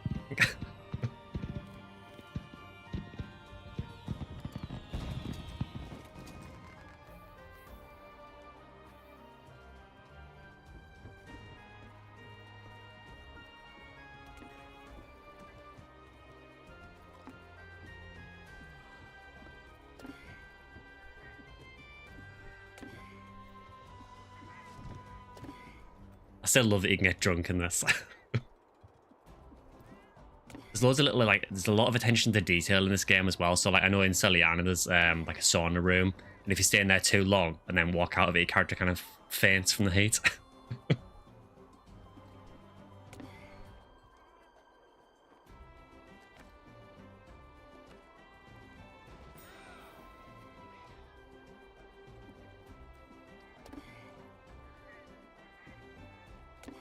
Let's see if that's enough to get drunk.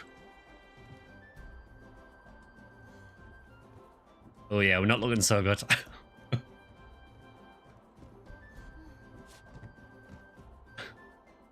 I love that. How do you choose map? So you just want to go to, we're just in Astera at the minute. So just in the gathering hub in Astera. So it's like, I think, is it 4th floor of Astera? The actual map, I think you just, if I remember rightly, I think it's like the back button on a controller. Yeah, back.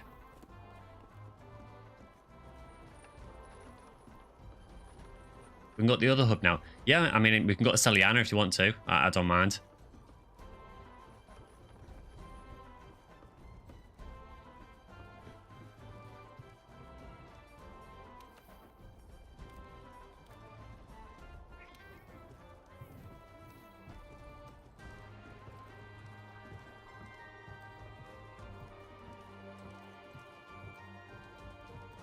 You forgot the controls.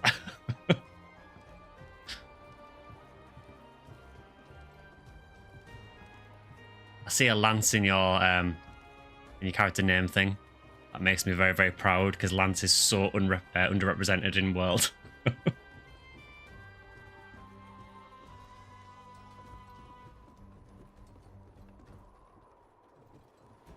Yeah, so we'll get started in a minute. I mean, I suppose there's no harm in, like, someone setting a quest up. If you want to, just probably work for Vector. I will literally hunt anything in Master Rank because I just like the hunting stuff.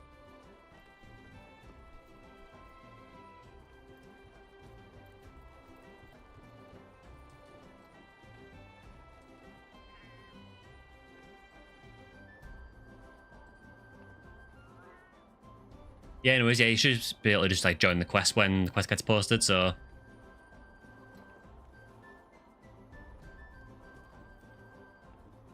So is there any sort of early Master Rank monsters that people need to hunt?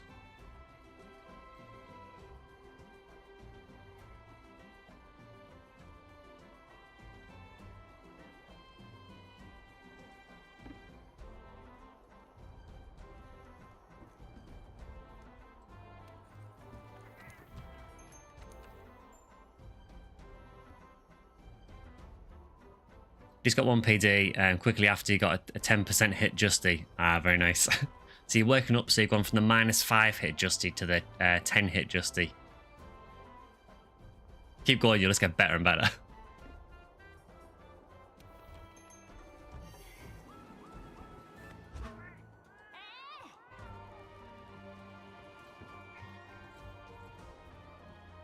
You only have to do optional quests.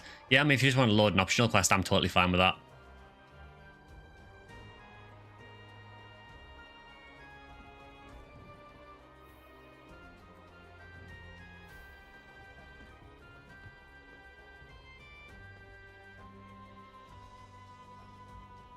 I can tell Vector's played a bit because you got, looks like the Raging Bracky Lance. Raging Bracky is such a good fight.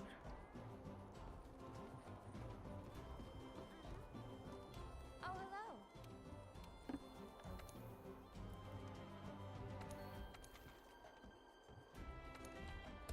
hello. Start off with a bit of Bambaro. I don't think it'll last very long, unfortunately, but...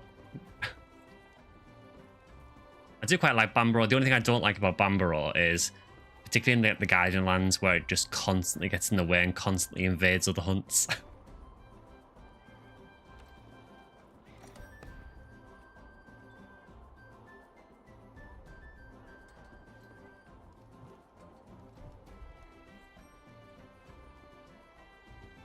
I'm going to assume that's the buff body set on Merles. It's been a while since I played this. I forgot about the buff body set. I'm using one on this character, but there's like another one that's like totally ripped.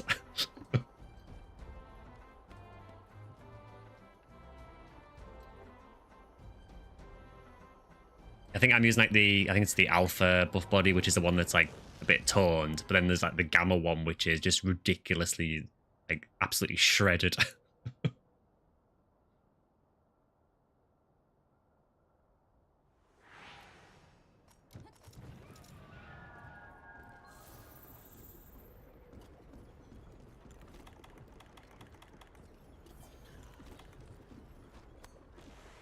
Now I'm trying to remember how to play longsword, because I haven't played this for probably getting on for a year.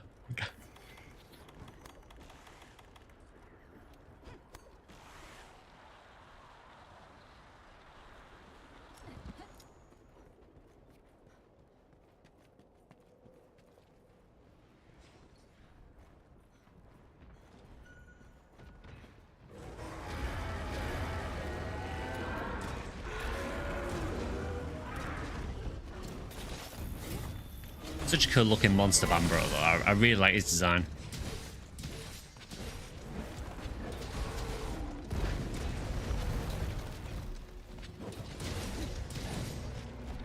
You have to try and not trip everyone up with longsword.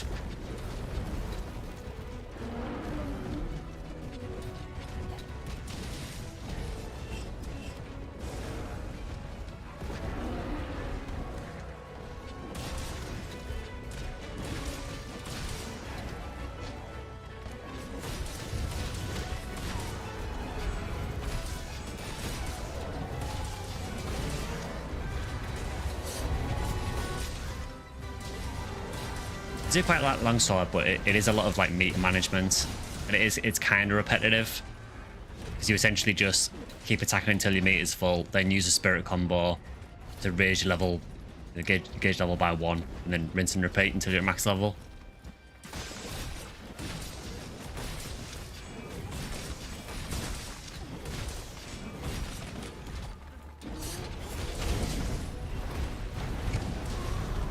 I'm just gonna keep out of the way of that hammer, because that will launch me. Like, if that clips me, I'm done.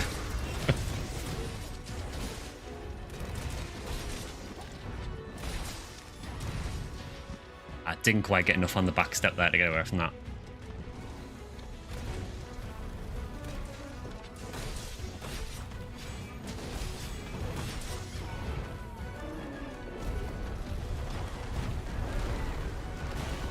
I'm not really sure how that hit me, but alright.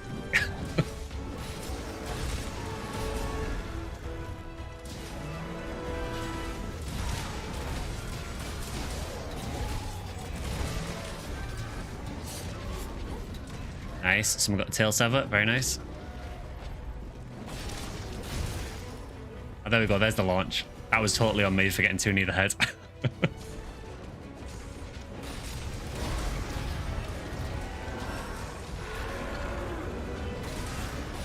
First time watching any Monster Hunter footage, let alone stream.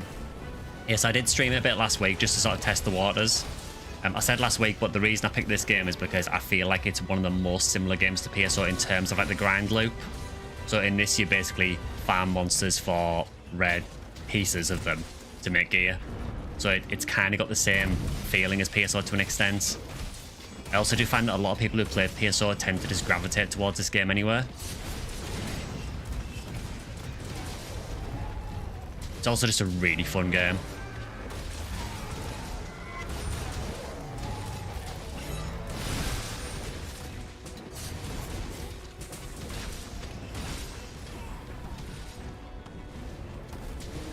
I think the scale's really good in World as well. Like, even some of the smaller monsters are just, they feel like you're bringing down a huge beast, you know.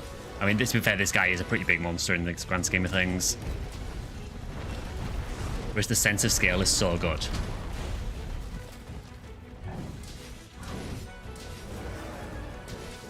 What is not good is my longsword play, because I am atrocious at this.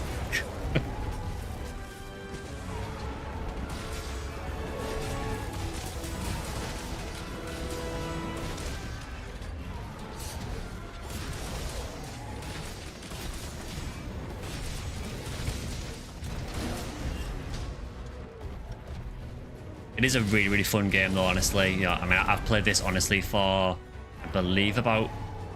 It's definitely over 1,000 hours.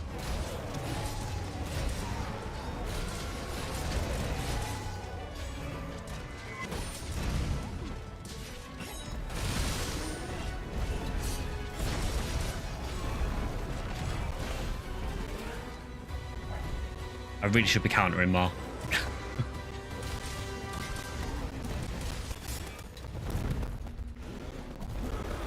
And the one time I tried countering, he does like a delayed attack just to screw me over.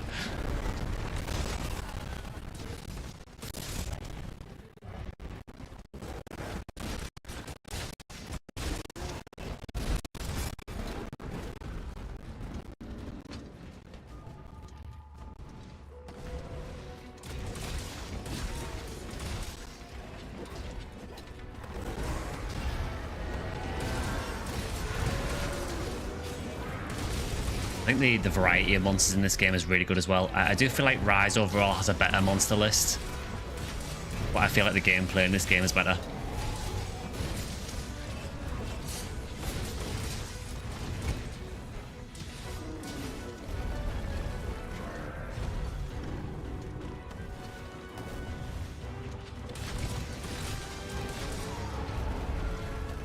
I'm tripping him up a lot here.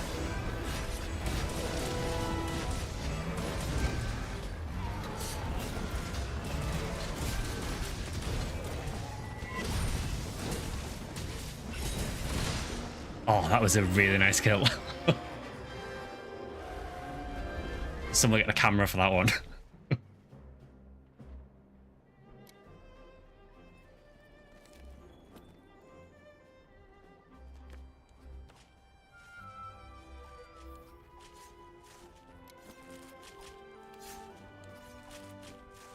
But yeah, that guy, he's a very early Master Rank monster, so he's like one of the introductions to Master Rank, more or less. I really, really like that fight, though, because it teaches you a lot. Rise leaned a little too much into everyone plays around counters. Yeah, I totally agree. I mean, I think in Rise, I think pretty much every weapon has a counter, doesn't it? Which I never really liked. I like it in Worlds how certain weapons are very counter-centric and other ones are more guard-focused. Some of them are just about evading instead. And I much prefer that. I really don't like how pretty much everything I counters in Rise.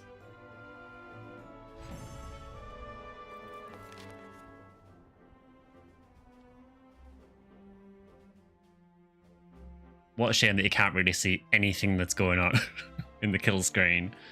The kill screen is just a huge explosion and you can't even see the monster barely.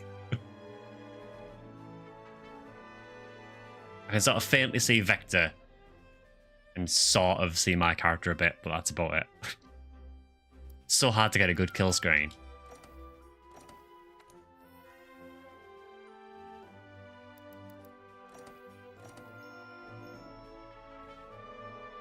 Oh, that was actually a mini crown Bambaro, so that was actually a small Bambaro. You can accept it with GU since that was a specific style that it had to. Yeah, I suppose with GU, I mean, I've only played GU a little bit, but they went with the like the Hunter Art system, didn't they? So I kind of understand it for that because it was what they were going for with the game, I guess. And I know Rise had its own thing with the wire bugs and the switch skills, but I do agree that they lean too much into counter with Rise. The only thing I will say though is I did love insta block on Lance. That was such a good skill.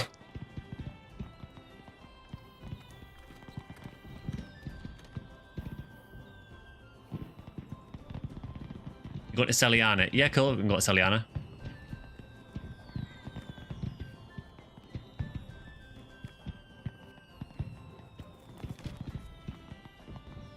Yeah, I mean, Lance with insta-block. I mean, I mained Lance in Rise, and it was so good. It was kind of disgusting how good it was.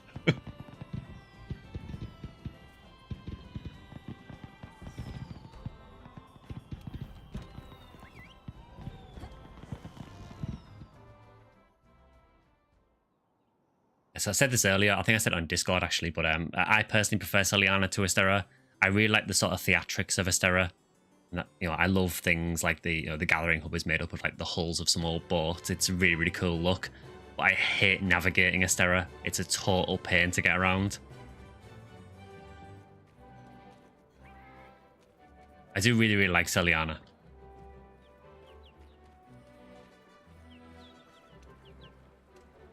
Also, again, just to cover some like the weird attention to detail in this game, in this hot spring, if you go over to these people here, if you actually go into the hot spring and then if you splash them with water, they actually react to it. It might have to be a bit closer, I think.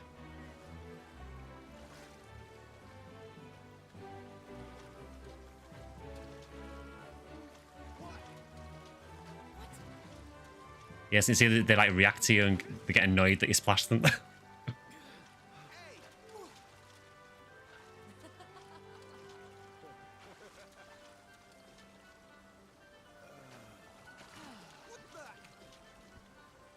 just some really stupid stuff you can do in the game. I like things like this that you can do that are just they're purely just for a bit of entertainment. It's really, really funny. And there's a lot of that in this game, really. It just adds a bit of character to the game, I think.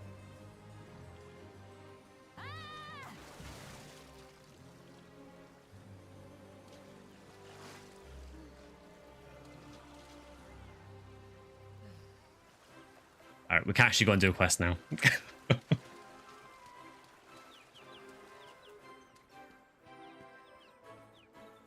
got to say as well, really, considering this game came out in what, 2018, I think, on PC?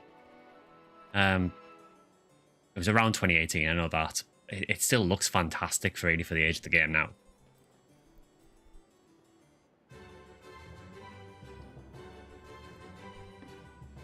I don't know how well that comes through on the actual stream, but it looks really, really impressive for a game that's a few years old now.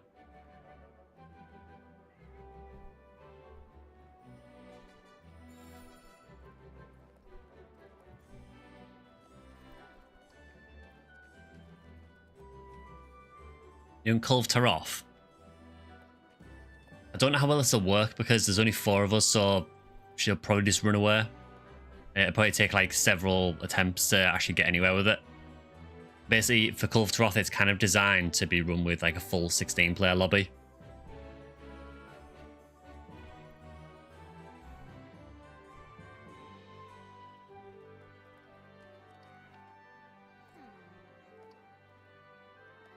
I mean, I'm fine sort of showing it off on stream. It's just that you won't really get to fight her much in this. She'll basically what will happen is she'll just walk around the caverns and you basically follow her around collecting her tracks. Yeah, so the way it works is you basically gather tracks to build up like this gauge, and then once you've got the gauge high enough, then you can actually fight her properly. But because it's a siege, it's designed for like a full lobby, really. Yeah, no worries. It's the same with the Staffy Jeeva siege and Master Rank as well. They're kind of designed for like a full lobby. You will be able to fight Culve though in Master Rank normally as like a normal hunt. But it's like quite a late Master Rank quest.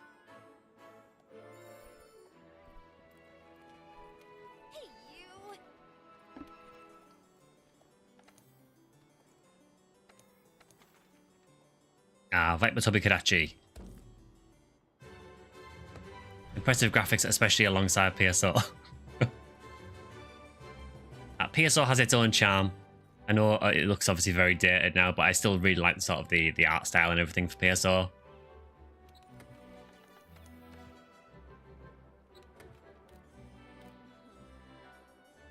Right, I will go with... Is Viper like at all vulnerable to paralysis at all?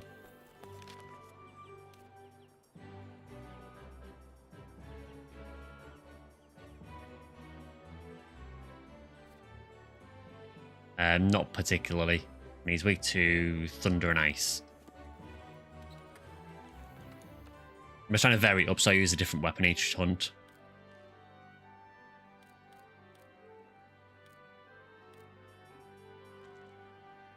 Yeah, I'll go with that.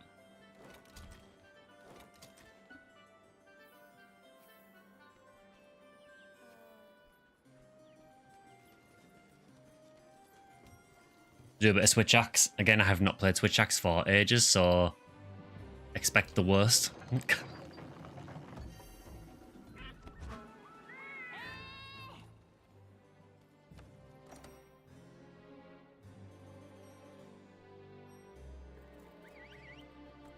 It'd be nice to see reimagine PSO with modern graphics, but by keeping the old art style the best they could. Yeah, I think that's how I'd want them to do it, really. So I do like the kind of... It's sort of got like a bit of a cartoon effect, PSO, I guess. Like, a lot of it is just down to the age of the game, but there is a definite style there that they've gone with. And I would like to see something similar to that if they did remaster it. Again, whether they do remaster it, I have no idea. It's a really difficult one because the concern I've got with the remaster, I've said this before, but is while NGS is out, I just don't see them doing it while NGS has a decent player base. Because it would just drive people away from NGS. But I still think they will do something for the 25th anniversary. I would hope they would anyway.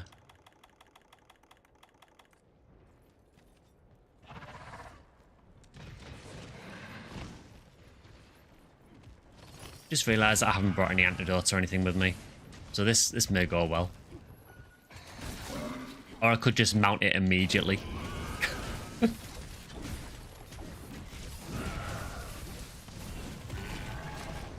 I mean, I'll take it.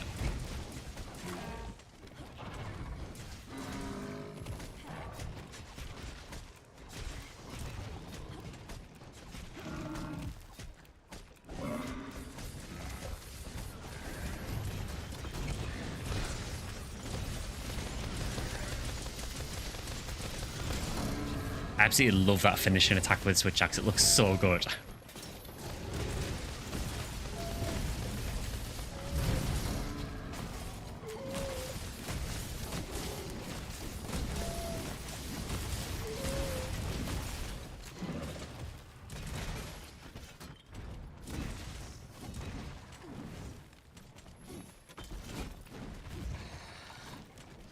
The really weird thing is the battle music hasn't started yet.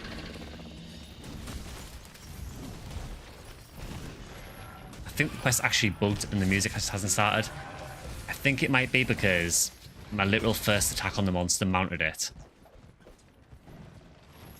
And because of that, the music didn't start because I hadn't actually started the encounter.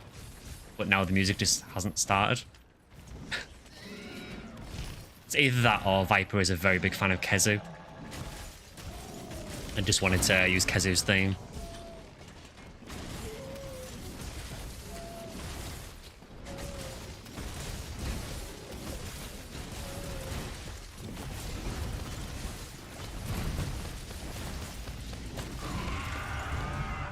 It's probably going to be another NGS scratch lineup. I mean, that's probably like the worst case scenario, isn't it, I guess?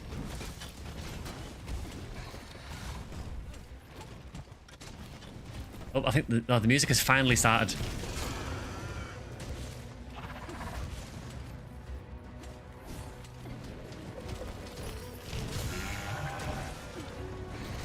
Switch Axe, one of the weird weapons where sometimes it's faster to just roll at the target than it is to walk.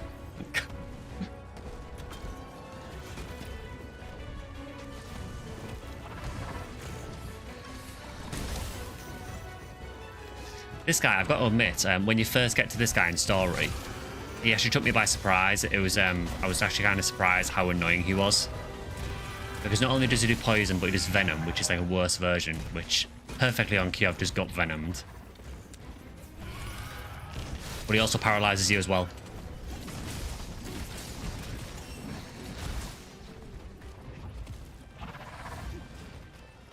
He's also a really agile monster as well, so if you're using a slow weapon, he can be a bit awkward to keep on track of. He's a really nasty poison as well.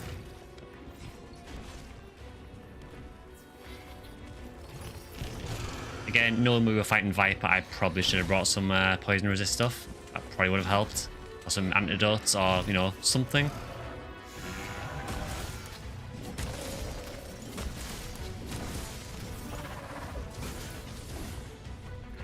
Ah, thanks very much for that. Rest of the team just covering for my complete inability to prepare properly. Well, 50 hit Berserk Gungnir, that's actually quite nice. It's like budget VI.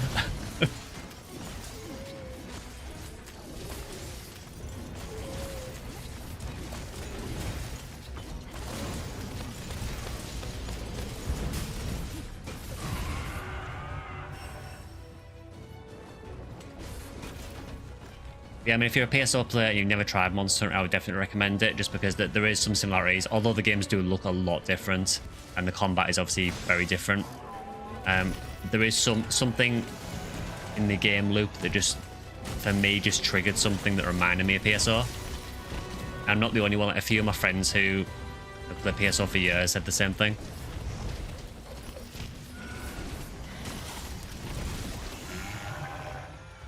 Just seems to be a weird thing that people who played PSO back in the day just seem to gravitate towards this game for some reason.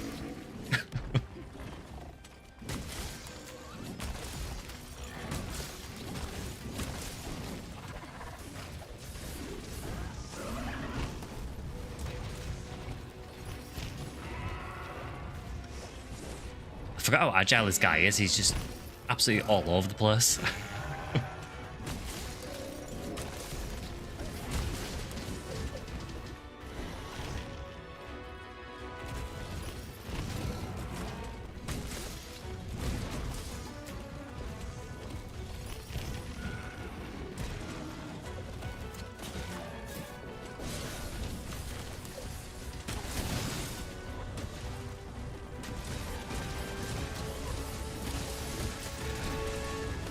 I think while he's immobilized, I'll try and get the big hit in.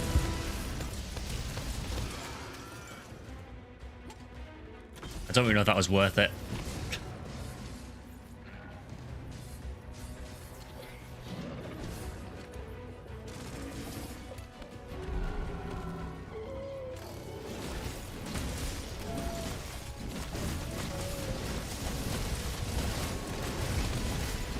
About PSO's graphics, to me it looks like the spirit of a Dreamcast game. I get what you mean, yeah. Like, a lot of the Dreamcast games seem to have that very similar style. I can only describe it as, maybe it's like the color palette that's used in PSO or something, but it seems like a lot of the Dreamcast games use that very sort of flashy, very bright color palette. And I actually really, really like it.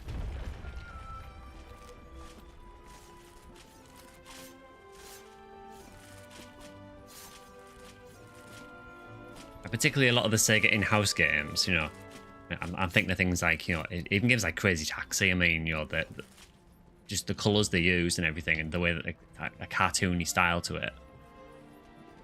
It just kind of feels like there is like an identity to those games. Yeah, I totally agree. Yeah, probably like an old school Sega and Nintendo way of doing it.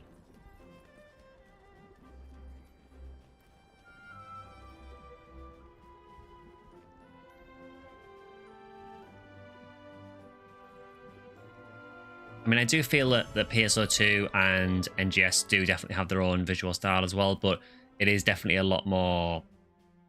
I don't know what the word is to use for it. I don't want to say generic, but it doesn't feel like it has its own identity as much now, I guess.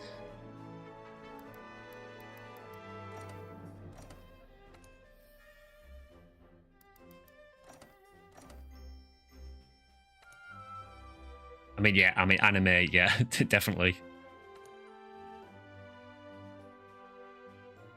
I mean, you can still do the kind of cartoony art style with NGS, so you can, there is like cell shading options you can use in the game that make it look quite different, but yeah, I don't know, there's something about the way that NGS looks, it just, I guess it does just look a bit more generic to me for some reason.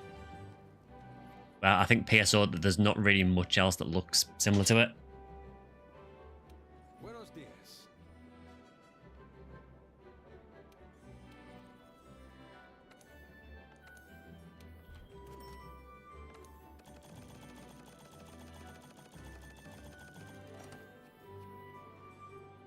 PSO was colourful, it also had a mature look to it, at least on the character art. Yeah, I mean, the characters, I mean, a lot of the enemies are kind of a little bit sort of stylized and cartoonish as well. But I really, really like the art style in PSO.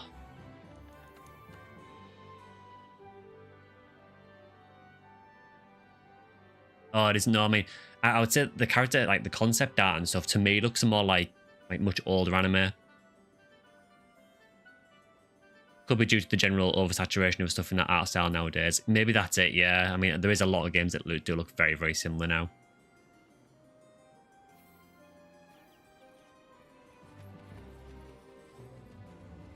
Hey, you.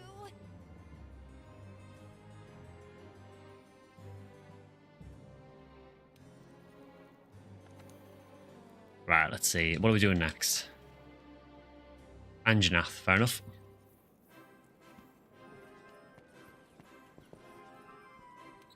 Semi-cell shaded. The weird thing about the NGS cell shading is the way they've done it's super strange. So you can have your own character cell shaded, and you can have other people's characters show up as cell shaded if they've set it to cell shaded.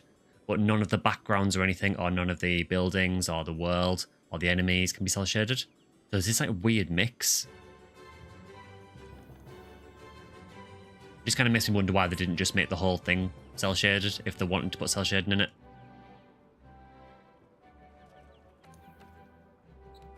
Right, let's see. What should we use for Anjanath?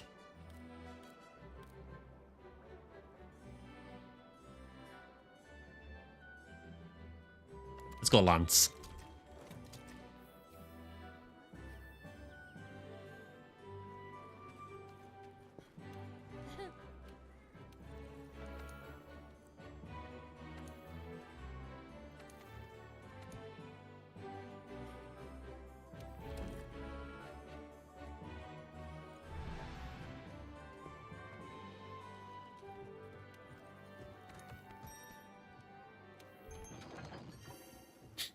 Have boss fights done in comic panels. The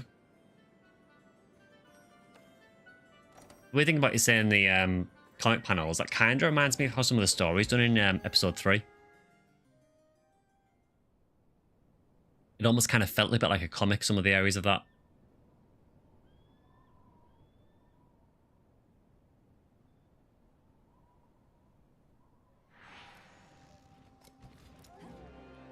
Yeah, there's one thing I don't like about World. It's this mechanic where sometimes you'll just crash land at the start, usually right into where the monster is that you're hunting.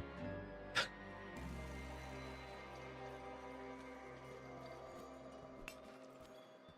mean, I am going to mine this mining outcrops into my ear. I'm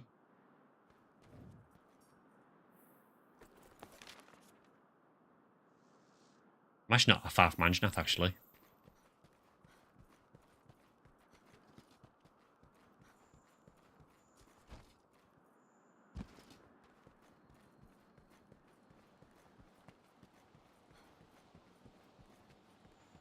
You're looking at the Ep1-2 shop, and you can see how its spirits transition to PSU.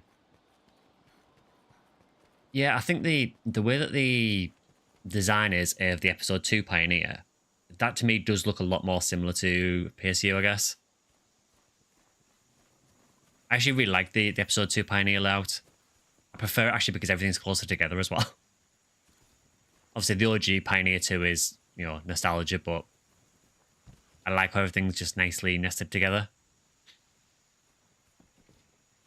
Actually, an old world G rank thing. Oh, right, I didn't know that. I think I mentioned it before, but my only real experience of Monster Hunter is I played a ton of World, a ton of Rise and Sunbreak, and I played a little bit of Gen Ult, and that's about it. I've seen the other games played quite a bit by other streamers, but I've never actually tried them. Probably should at some point.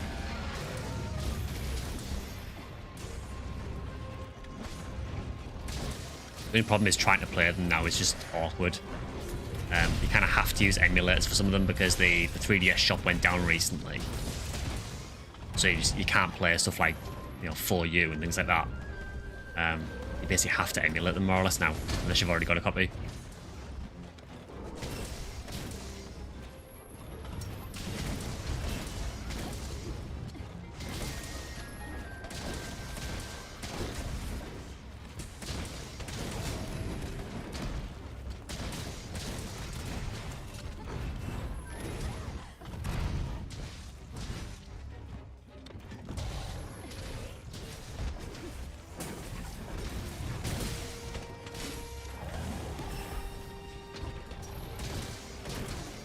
trying to get his tail, just try and get that severed.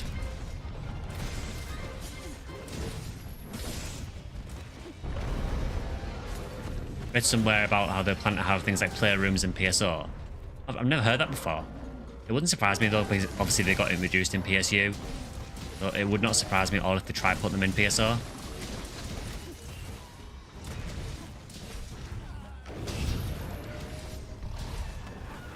Gajalaka's just absolutely just paralyzing absolutely everything. There we go, got his tail.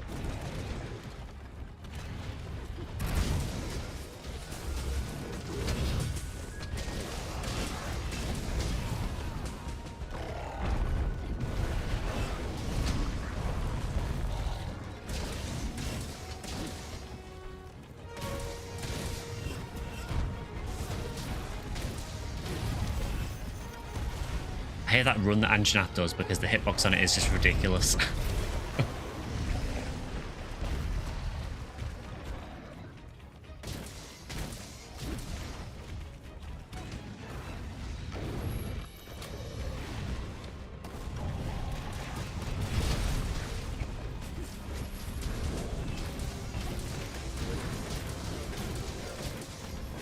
I'd like to know what was planned but never made the PSO cut. So I mentioned earlier, but there's a video going live on Wednesday, with a collab between me and Deployable, which is a little bit different, and I do talk about something in that video that was cut from PSO.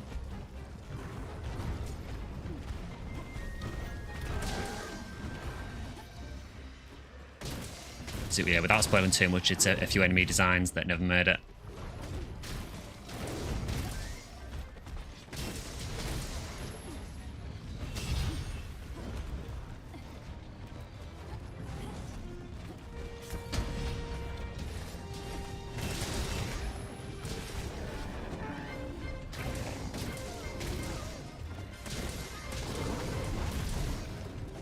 I need to stop using the side slap in World. I keep forgetting it's absolutely terrible in World. They buffed it like crazy in Rise, so in Rise you basically just spam the side slap with Lance constantly.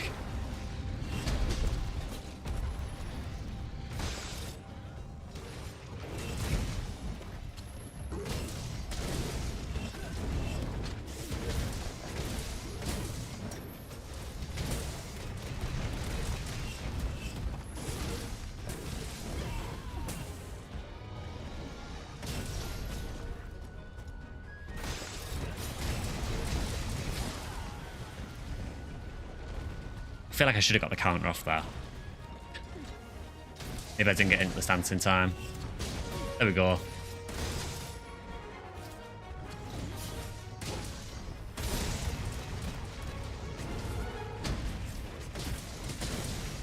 Absolutely love the Lance counter with Clutch Claw. It's so much fun.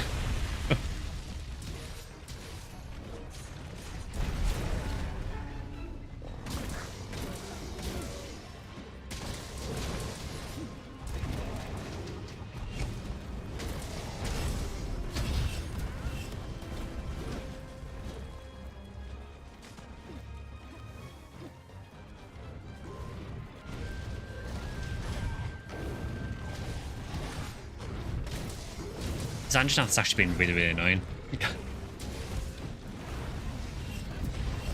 I always remember when I first played World, getting to this guy the first time, he's like the first wall you come to in World.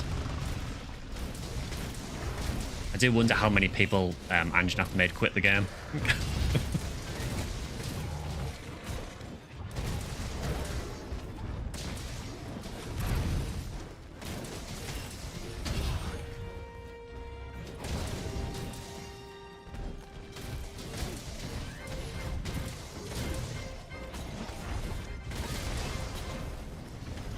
Shut down PSO, GPU fans, quiet down.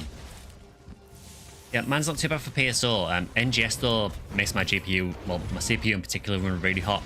I think it's because I use a Ryzen CPU and they just run hot anywhere.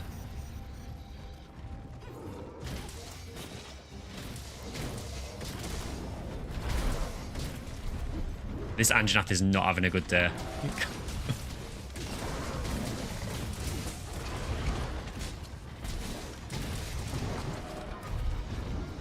Kind of feel sorry for him, actually.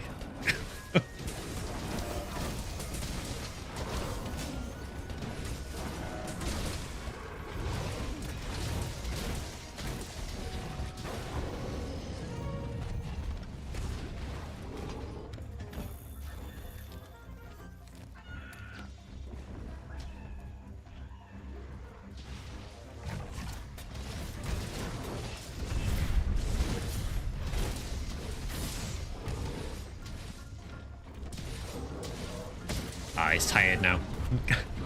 I don't blame him, to be honest.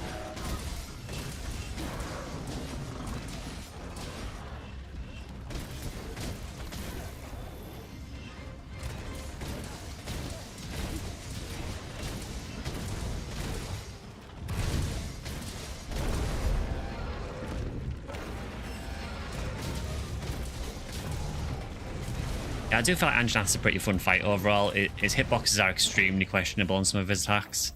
He's kind of renowned for that, honestly. But it's kind of funny, like, how many people just gave up more Monster Hunter when they got to this guy because they just couldn't beat him.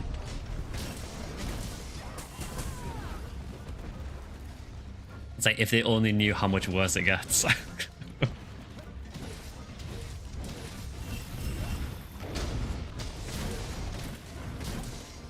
think it'll be about done, I think.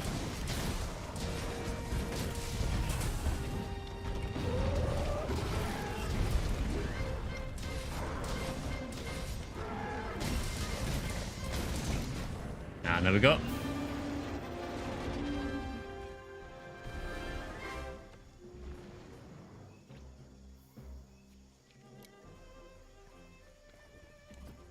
He made a machine in 2015. Don't even know what the parts on mid-tier. GTX 950. Yeah, I mean, this PC I'm running now is ridiculously overkill for PSO. Basically running a 7800 X3D CPU and 7900 yeah, it's basically like 7900 XTX for GPU. It's way too much for what I actually use. But I wanted a PC that would last me for at least a couple of years, that I wouldn't have to worry about updating. So it is ridiculously... It's way too good for what I use it for.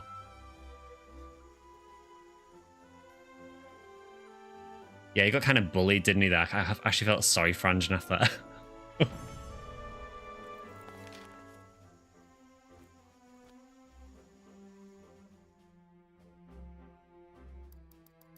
Kind of feels like we get way more done in Monster Hunter, but I think it's because the hunts last about like 10 minutes, where in PSO was like a 40-minute seabed run.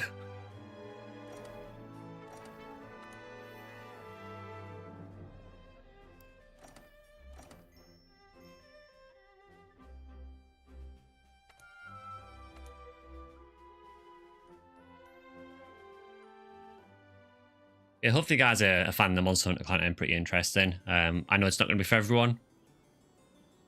But unfortunately, again, I was talking to Deploy a little about this. There is a limit on how many people you can get to watch PSO, unfortunately.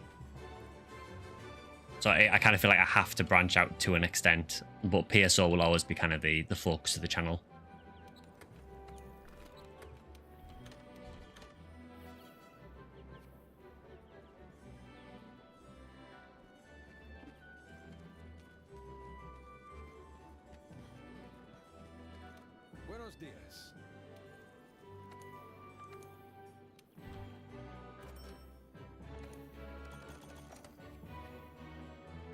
Check to see if it's cross-platform. It was not. No, unfortunately, Capcom seemed very, very resistant to making it cross-platform. I don't even think Rise is cross-platform, which seems stupid. I would guess, given on how things have gone, I would guess that maybe the next Monster Hunter might be. So maybe Monster Hunter Wilds, which is going to be some point in 2025. That maybe.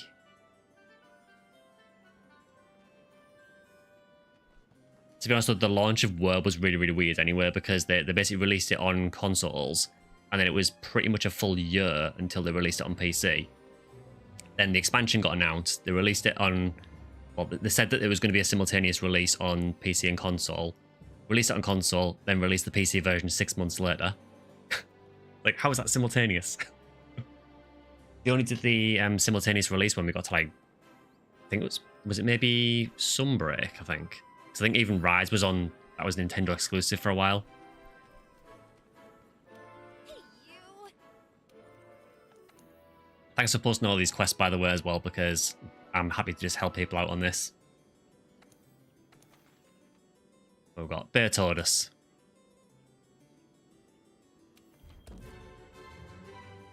Only game you have that is NGS. Yeah, I always forget that NGS is cross-platform.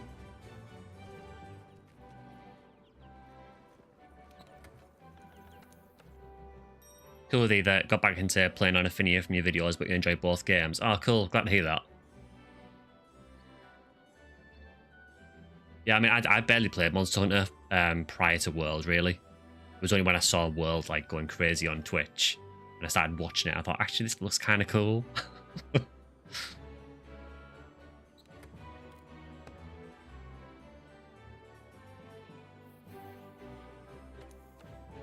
Let's see, we're doing Bear Order, so what can I use for this guy?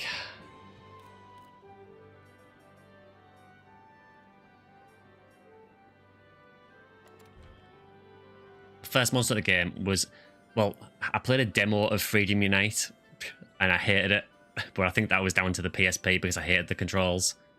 The first one I actually played properly was World. So I'm very, very new to Monster Hunter.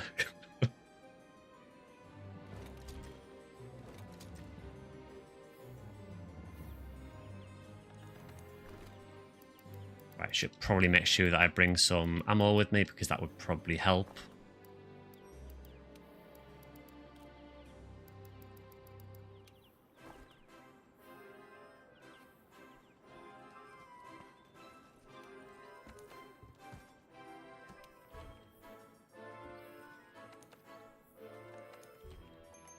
I've got so many of these vouchers that I may as well use them.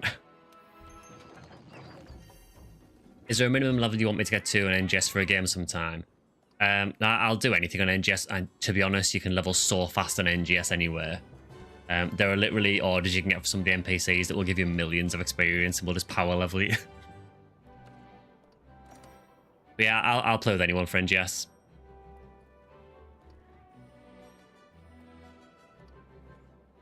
Oh, you started with Try, where you had to swim. Yeah, I've heard very, very mixed things about the underwater combat in Try. World and Wild is definitely the most mainstream. Oh, for sure, yeah. I mean, the whole point of World, they've even said this, was to try and get Monster Hunter more noticed around the world rather than just in Japan. So that's kind of why it catered a bit more to the West, I guess. Oh, we crash landed again.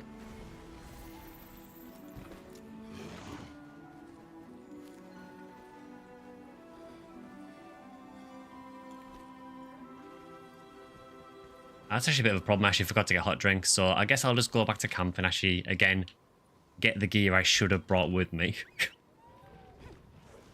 I'm so bad at preparing for hunts.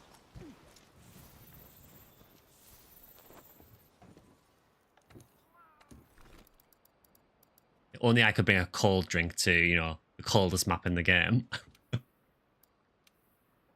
There we go, that's better.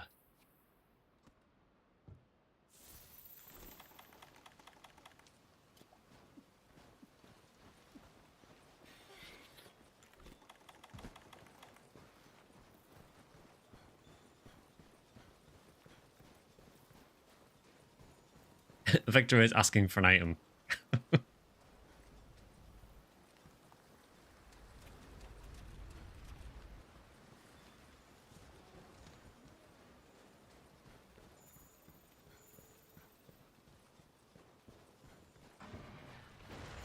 Yeah, I wouldn't worry too much base player. The way the leveling is in NGS, you can level really, really quickly. One fast way of leveling is to use, there's these things called battle deers. And if you can find one of the yellow battle deers and run those, they're really, really good for getting quick levels. Right, where do I shoot this guy? Because I have no idea.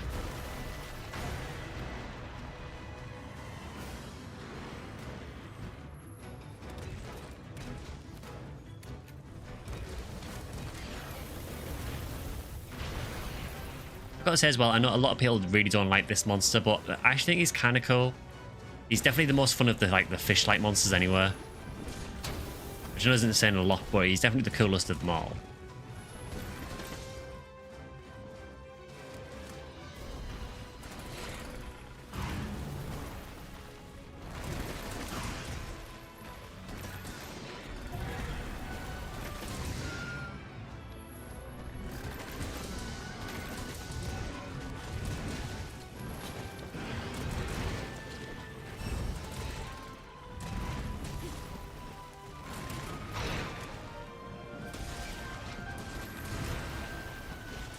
forgot how much this guy actually moves around.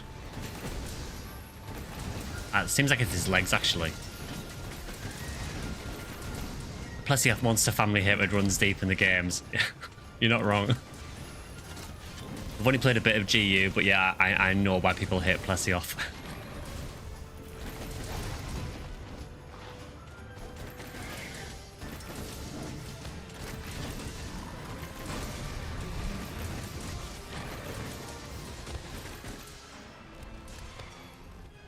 Yeah, Plesioth with like the 5 mile wide hip check. Oh, right on cue, he tries doing a hip check here as well. You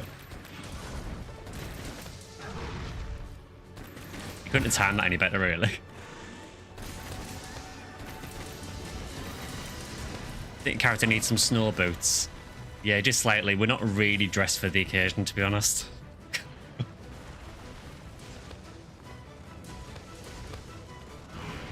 Contrary to what the song says, those hips do nothing but lie. Pretty much.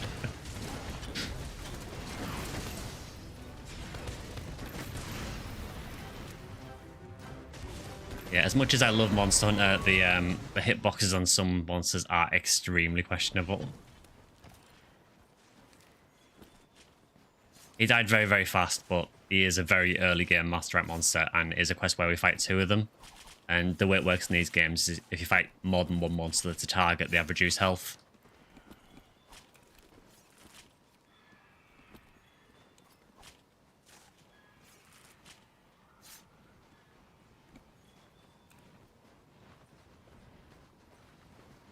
And only, I think we now have to wait until the second one spawns.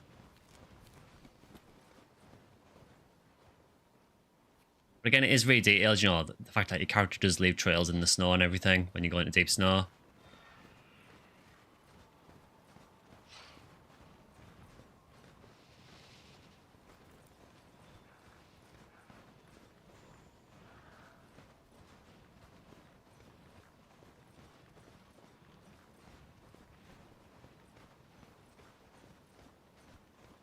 So eventually the second one will spawn.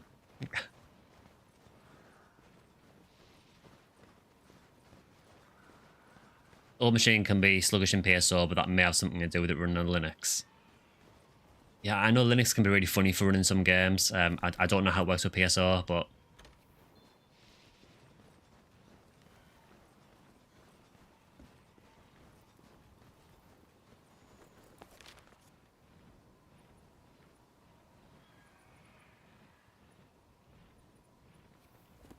yeah, second one still hasn't spawned yet. You need to kind of wait for this first one to disappear, which is... I don't know why this is a thing in World. It's really annoying.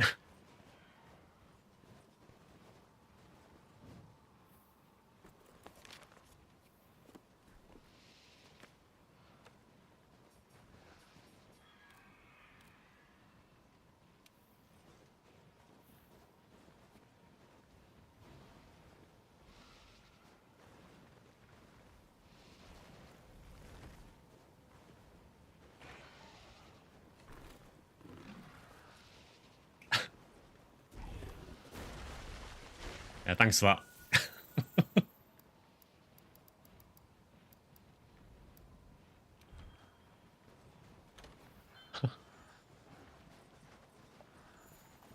More noticeable slowdown when you run OBS. To do any decent streaming or recording, you may need to upgrade. Yeah, so OBS, it is quite intensive to stream and play at the same time. I mean, what some streamers do is... I'm not one of them, but some streamers will actually run like a dual PC setup. So they'll have one PC they play the game on, and then another PC connected to it with a capture card that records it. For me, because of the PC I've got, I don't really need to.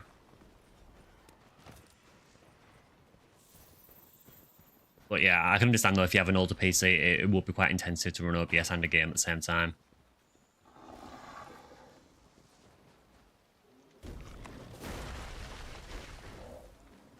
This guy's been surprisingly chill considering I'm right next to him. I suspect he's not going to be chill in a second when he gets a chin full of hammer.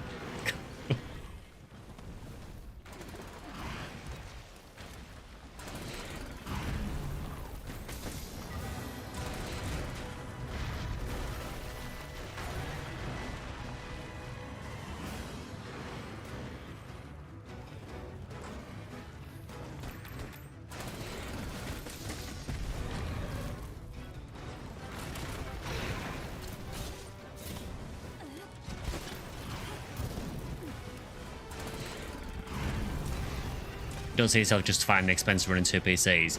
Honestly, you don't really need to. That seems to be a thing that like some big streamers do. I think it depends on what you're streaming as well, honestly. You know, if you want to run like, you know, the latest games on like, you know, the highest possible settings.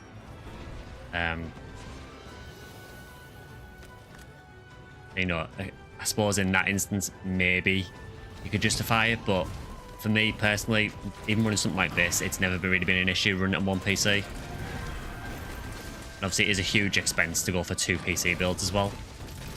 I mean, I do actually have a second PC literally in my room at the minute, which is my older one, which would probably work fine as like a recording PC.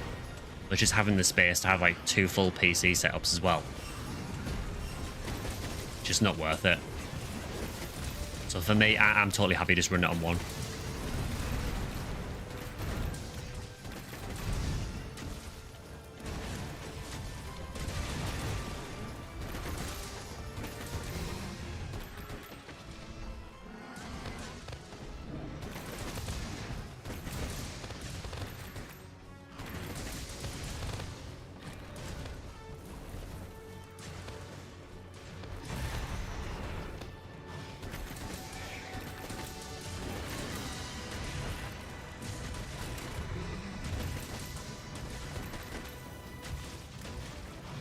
Fancy PC setups with a spread of 6 displays. Yeah, so the way I've got my setup at the minute is I just run a 2-monitor setup. So I have the main screen, which is the one like directly in front of me, which is what I play on. And then just to this side here, I have another monitor, but because the space I've got in this room is quite limited, I've got like a vertical monitor. And I just run OBS on that monitor instead. That's why when I'm talking to chat, you'll quite often see me looking to one side because my chat is basically like here.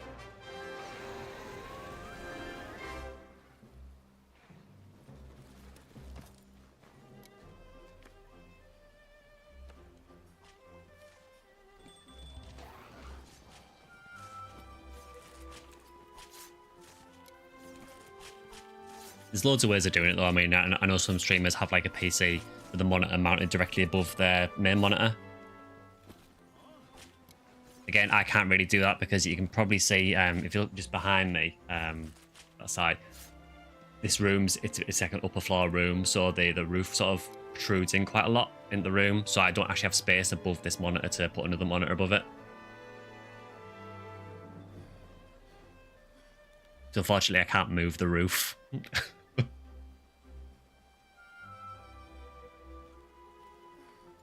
Do you have an older Acer or Dell LCD that uses a second monitor before? You'd use that, something like that for chat. Yeah, I mean, you don't need anything special for your chat monitor. Mine's just an old Asus monitor that I used to use years ago. It's totally fine to use as like an OBS and chat monitor.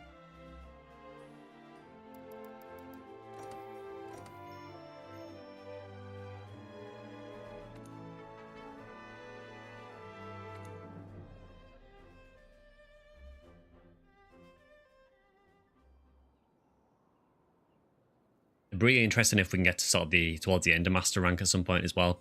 It'd be really fun doing those monsters on stream. It'd be really stressful as well, but yeah.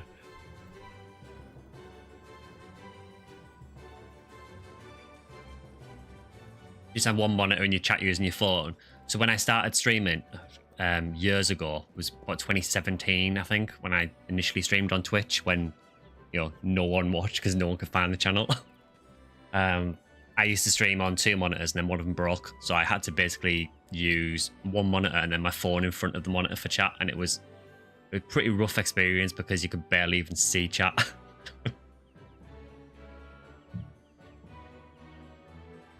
Oh, it's the same for you, Minsk, as well. Yeah, the way this room is, where my desk is and everything, it's kind of the only place in the room I can really set it up. So it just kind of limits to how I can have my setup. But it works fine, though, for what it is. You know, I am hoping to potentially move somewhere else in the next, well, hopefully the next year or 2 if I can, but depends on the housing markets and they're not very good at the minute.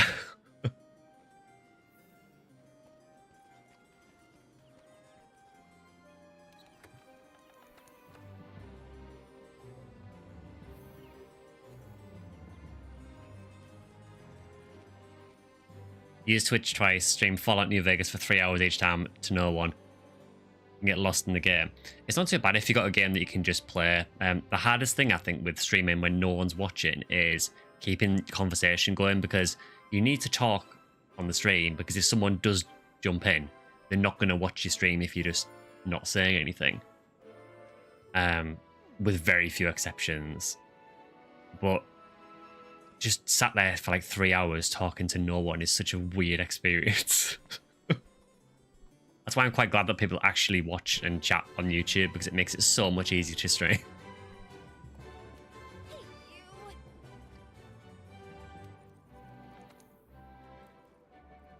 Yeah, the talking, you kind of get used to it. I mean, I still find streaming a bit awkward. I'm still not really used to it, honestly, but it is getting a bit more natural.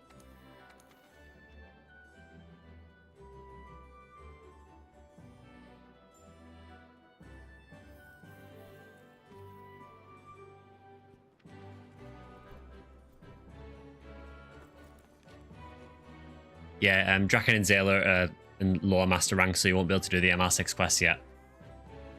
It might be for the best, because should probably introduce them to Rajang slowly.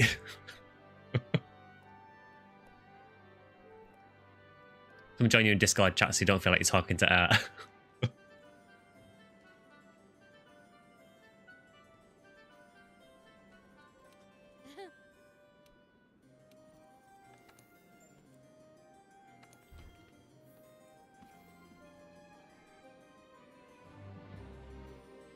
Yeah, Rajang has no chill whatsoever.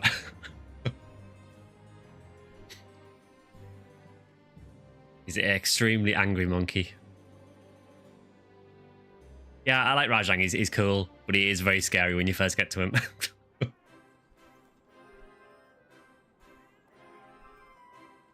Using the Twitch chat on your app on your phone, if you try again, you're probably using your internal monologue externally. Yeah, it is a strange experience streaming when no one's watching, because you do need to keep that conversation up to no one. You essentially just end up narrating what you're doing, and then just hoping someone joins in to join the chat, so that then you can start chatting with them. Yeah, it is really, really difficult.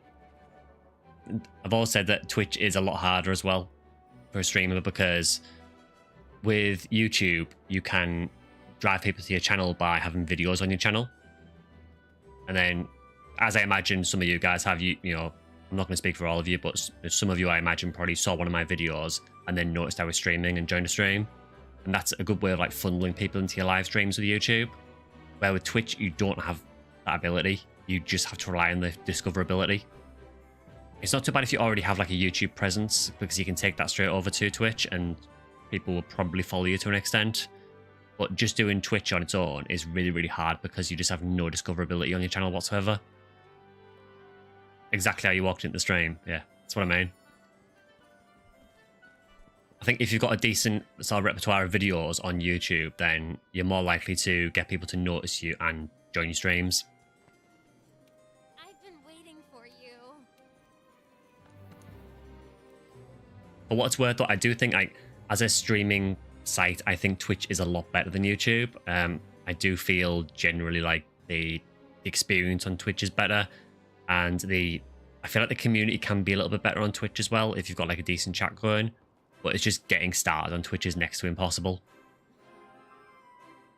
Also, the way all the monetization's done as well is a lot better on Twitch, in my opinion. But YouTube is great for like building your audience up initially.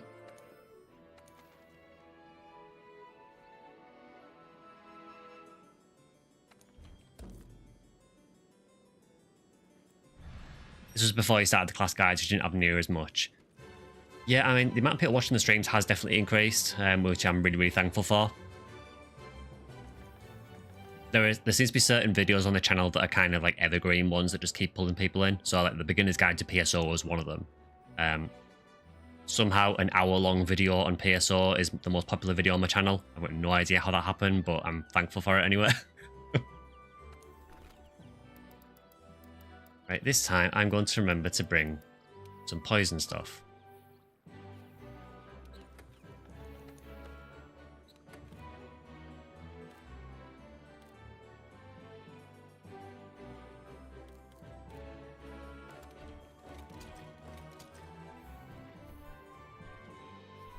Yeah, I guess it's a beginner's guide, yeah. I know that obviously people who are wanting to come into PSO would watch it, but I honestly thought when I made it that I thought this video is far too long. No one's going to watch an hour video. And the only reason I can think of the people are watching it is because I've done like timestamps on the video to sort of try and split it down and make it more manageable. But as I say, I'm really, really happy for anyone who has watched it.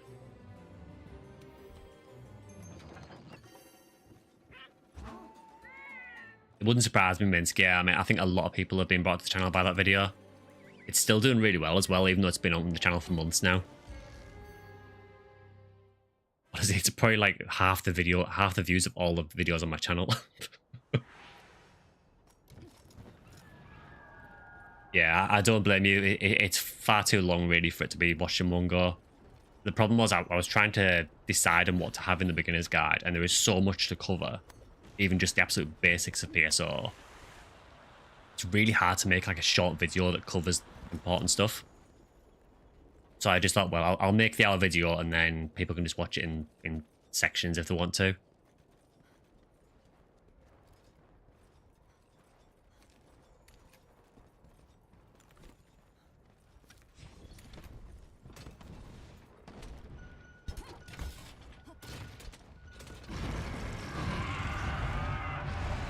On the videos first, who stuck around because I had actual personality and not a generic shouty goofball muppet, and the streamers were great extra. Cheers for that. Yeah, I try not to be one of these sort of this like stereotypical YouTubers that just like reacts to everything, and we're too old for that.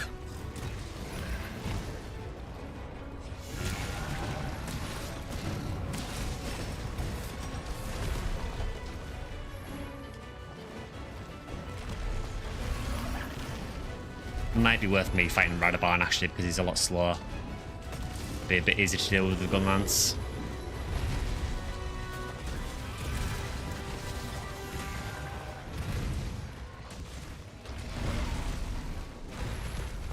It'd be nice to actually get an attack in on these guys, rather than just getting like poisoned constantly and comboed constantly. Right, we'll go again. I think we'll go for Viper actually, because he seems quite focused on me anyway.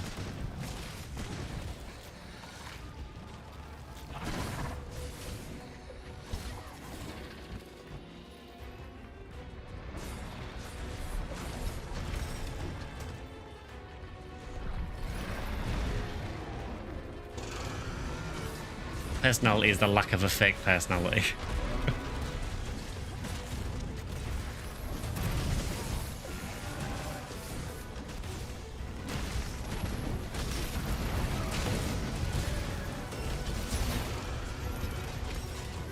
It's actually hard to tell what's going on at the minute because the monsters keep getting in each other's faces constantly.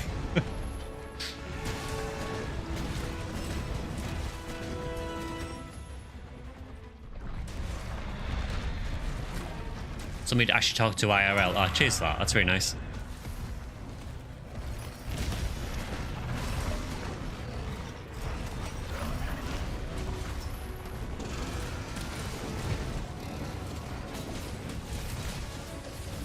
Problem with Gunlance is trying to use it effectively without just knocking everyone all over the place with your shells.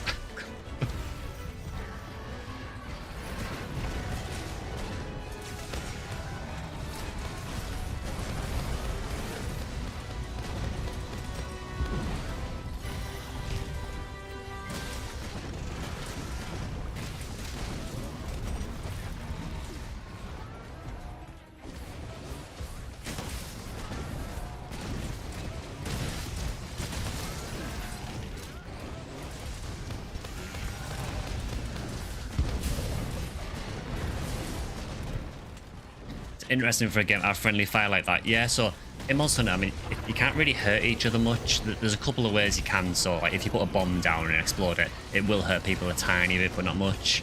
But there is a lot of stagger in the game. So if I run up with someone, I mean, you can see there, so when Drac did an attack there, it clipped me and knocked me over. So spacing is really important in Monster Hunter.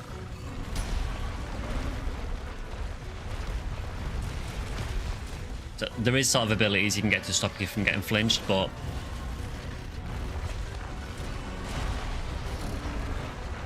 there is a bit of a meme in the Monster Hunter community, which is that like long swords are like the worst players ever because they just flinch everyone.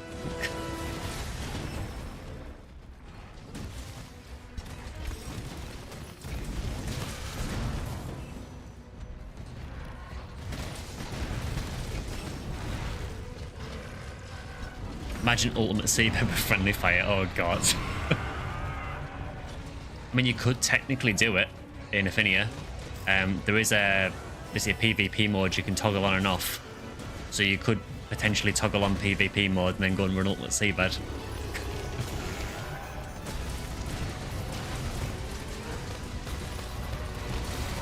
That would just be awful.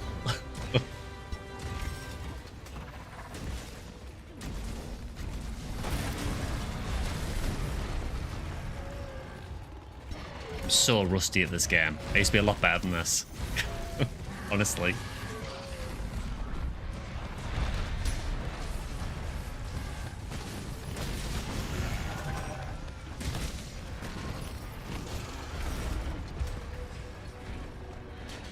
That was a really nice kill on the Radabar on that. I think the rock killed him, I think.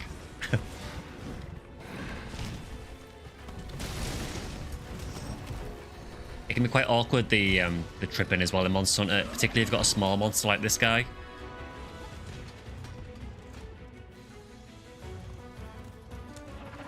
Yes, they do, base player. Yeah, if you turn PvP mode on and go down the planet, you can still revive people.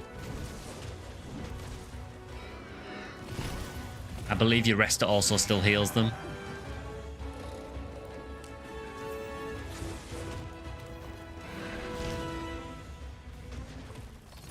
Maybe I'll get the Dragonator here. I clipped him with it a bit. I thought I was going to miss, actually, but he must have just walked in the last bit of it.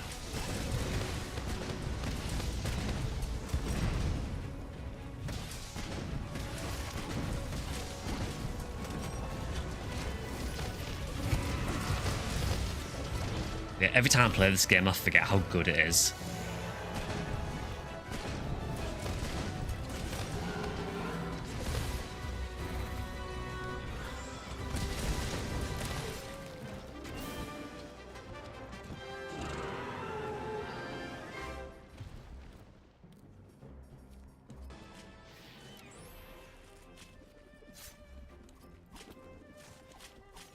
Like your Kirik fight where you're wondering how much health he had, then you realise your rester was healing him too.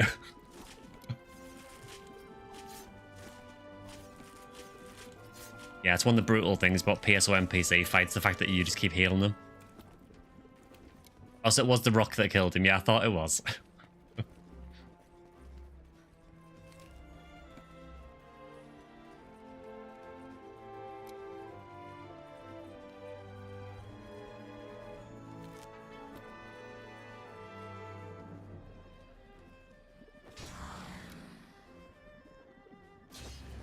Ah, the Final Fantasy 14 emote. I don't know if you know, Drac, but you can actually use that emote to avoid the Behemoth Ecliptic Meteor, but the timing on it is like super precise. You have to time it perfectly to do it. And if you don't time it right, you just get instant killed.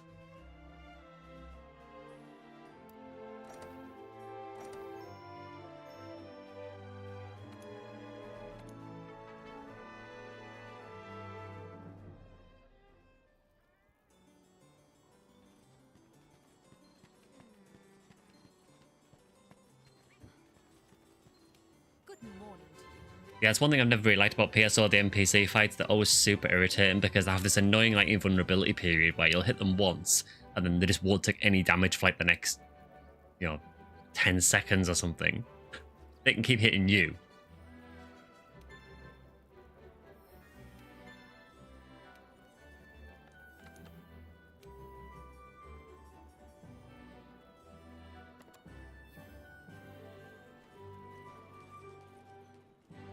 Yeah, the Steamworks is pretty interesting. It's a really, really cool minigame that you'll probably use quite a lot, particularly later in the game. It's really good for farming certain items as well, so you can get tons of mega potions, barrel bombs, things like that from it. So it's well worth doing.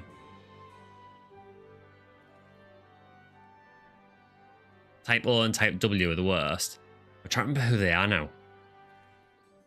It's been so long since I've done them. The names ring a bell, but I can't remember where they are.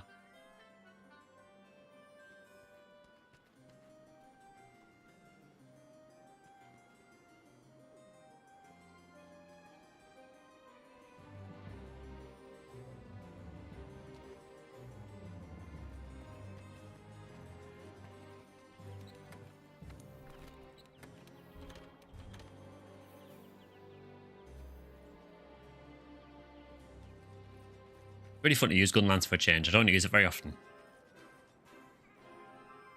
Oh, the Raycast and Secret Delivery. Ah, yeah. I remember who you mean now, yeah.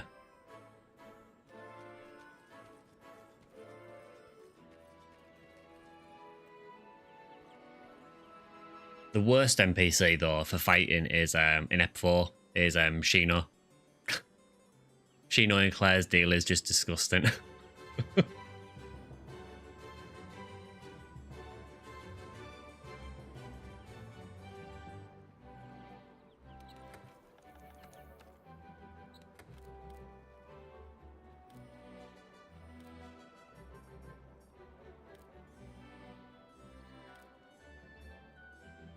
I don't think I've used Insect Glaive at the stream, I can remember. So I might use that next.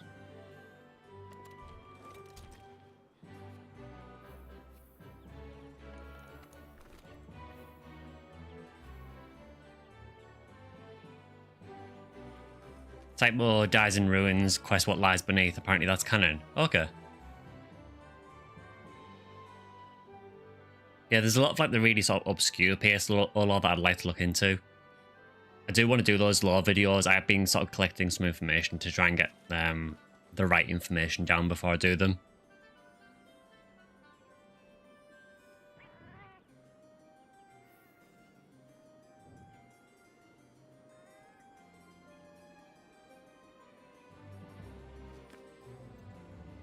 Never played Hunted Horn, just crafted. Yeah, Hunted Horn's one of the few weapons that I really struggle with.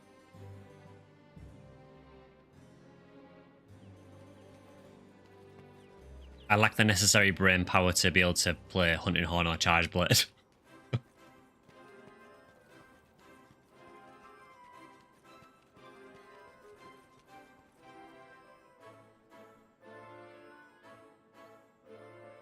Ah, From the Depths, okay. Yeah, From the Depths is the last Ruins quest.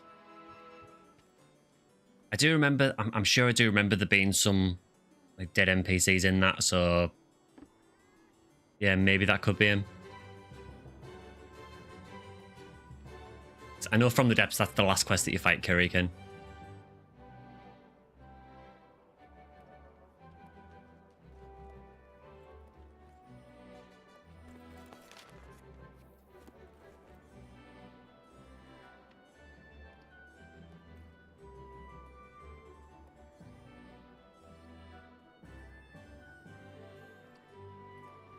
Yeah, I love some of the Hunting Horn designs. I think the Zinogre one, is that the one that looks like an electric guitar? Is that it, or is that the Stygian one?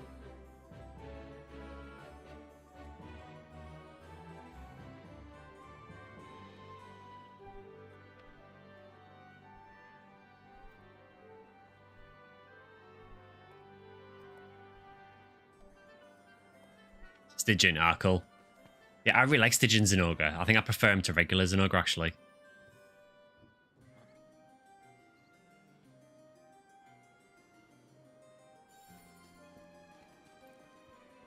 Hey, you. I'm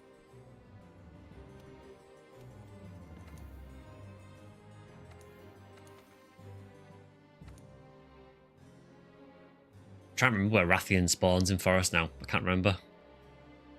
I have a feeling it's northwest, but I could be wrong. I'll just go southwest and then move if I need to.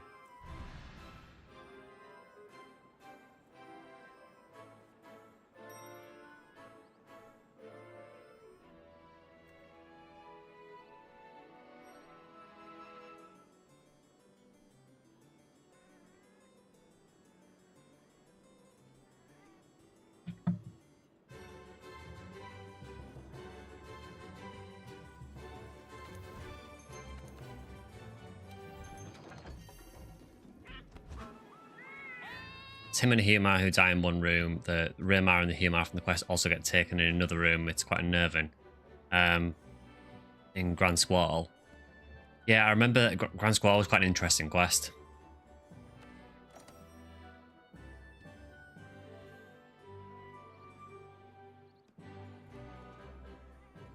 PSO a friendly fight takes nuking forces and spread ranges out the game. Yeah, everyone has to use single target weapons, no exceptions.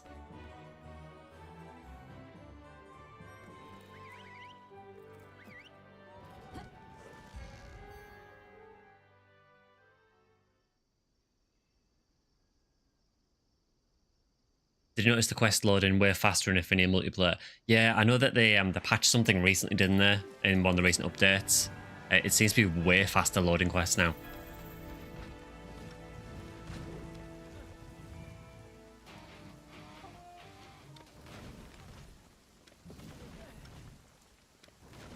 Also, one of the coolest things about the Zinogre Hunting Horn is that it plays some of the Zinogre theme when you play it, which is really cool.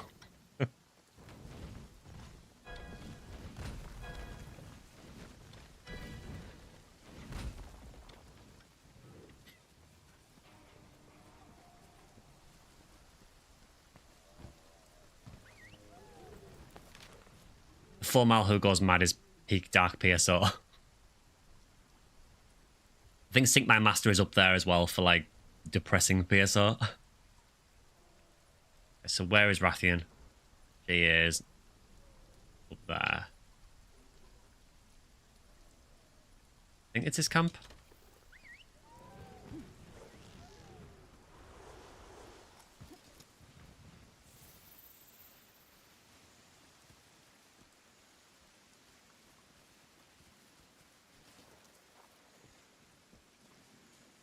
Yeah, 07 in chat for Bernie.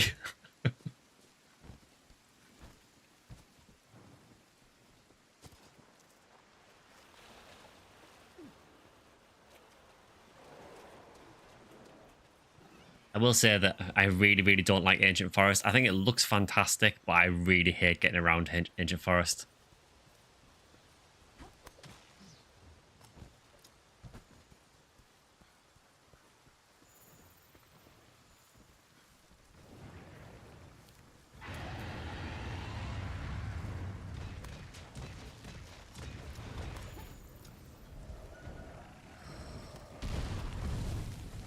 I still think Insect Glaive is still my favourite weapon in the world. Absolutely love this weapon. It's not one of the strongest, but it's so cool.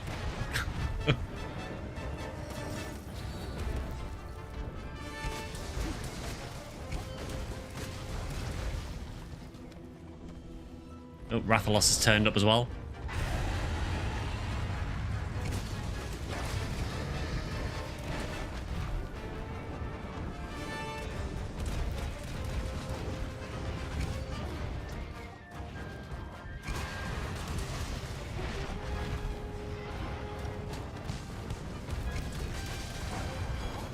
That was a very easy mount.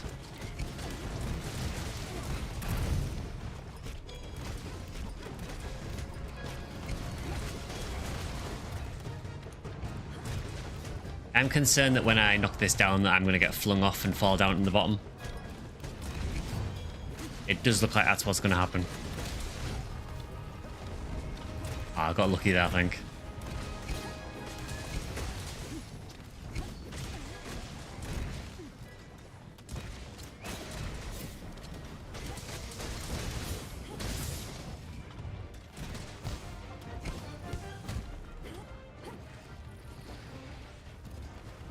I really don't like fighting Rathian on a really like narrow branch like this because Rathian does a lot of charging attacks and will inevitably knock me off.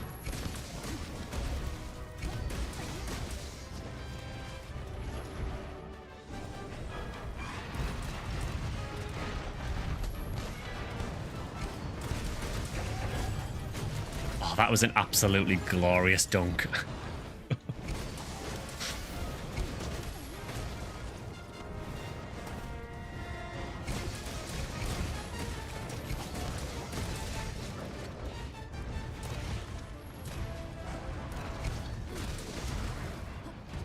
Trying to get the tail, but she keeps moving at the wrong time.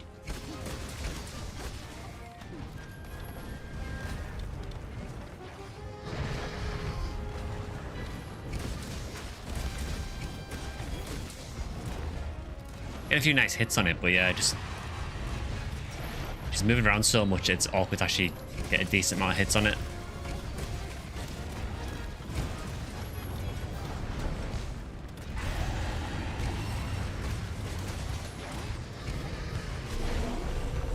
That could have been so cool and was so anticlimactic.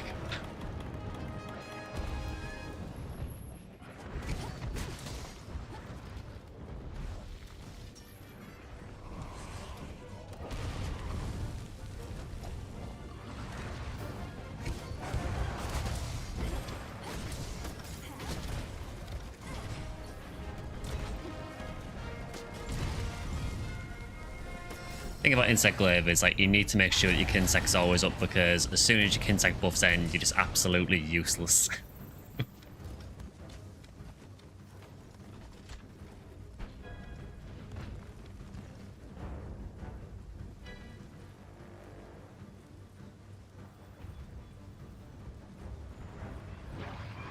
Oh, Bambaro's back.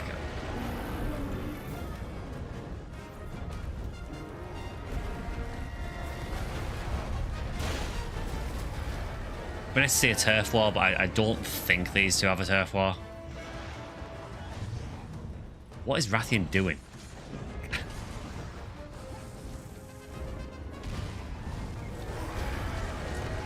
Putting himself in the most awkward position to actually get to.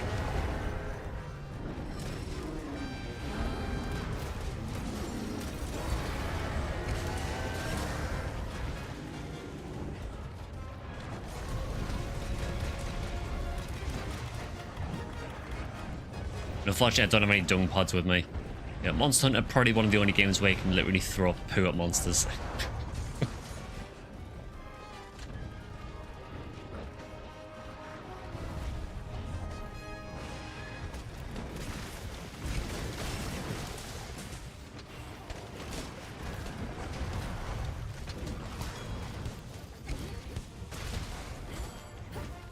I'm really surprised that the tail hasn't severed it, actually.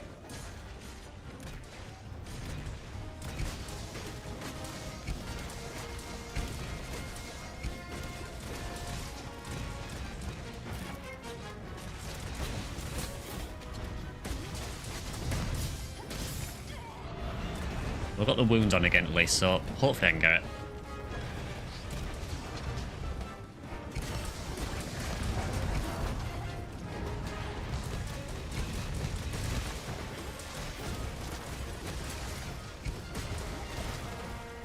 Yeah, I'm amazed this hasn't actually severed yet.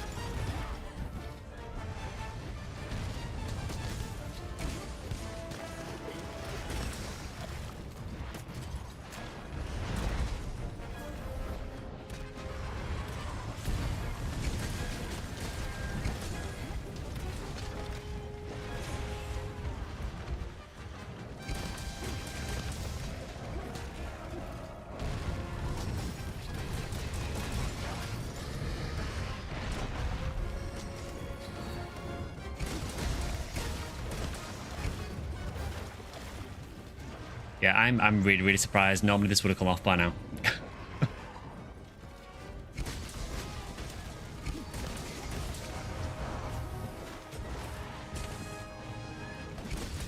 Ah, there we go.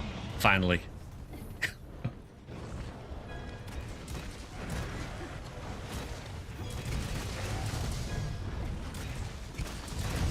That was a very lucky knockdown. I don't know who caused that, but GG.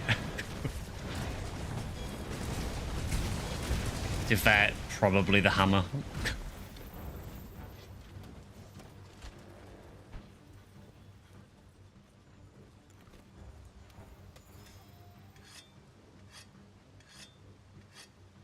Yeah, it was definitely the hammer.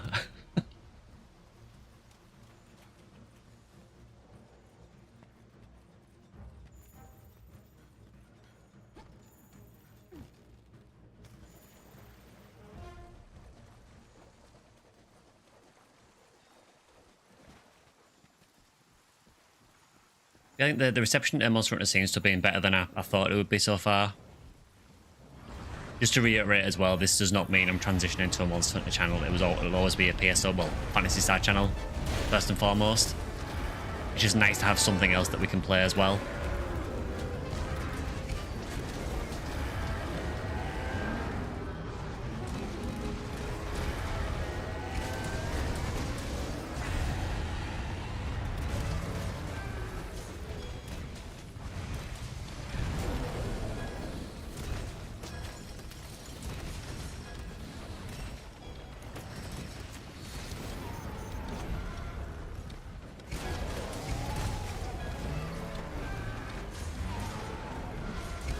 See, Bambro started shit and now it's on the floor. So, you know, maybe don't get involved next time. But it does this all the time, Bambro, particularly later in the game. It'll just show up constantly and get in the way. Because it's so big.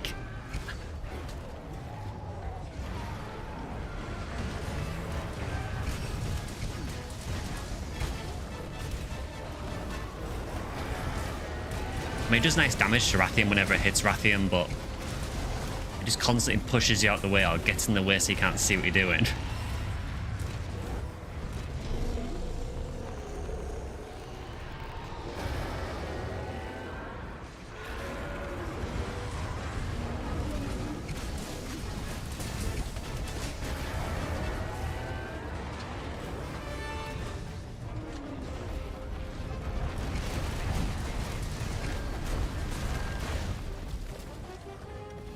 It just will not disappear either as well, so it will stay here until it feels like going.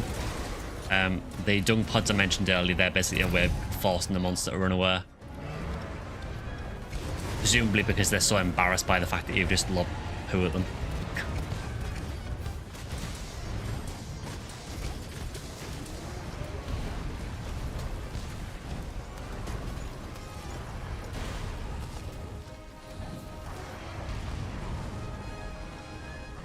Ah, Rathalos is here. Probably not good for the people who've just got into Master Rank.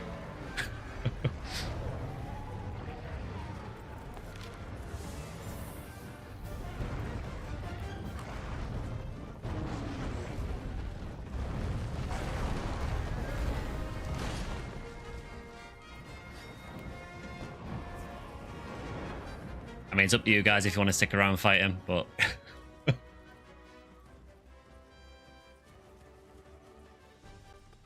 Cheers for posting the Discord link again, base player. Yeah, if anyone does want to join our Discord, we do tend to play PSO off stream, maybe a bit of Monster Hunter as well. So if you're interested in either game, by all means, join the Discord. You don't need to be a member or anything to join the Discord either.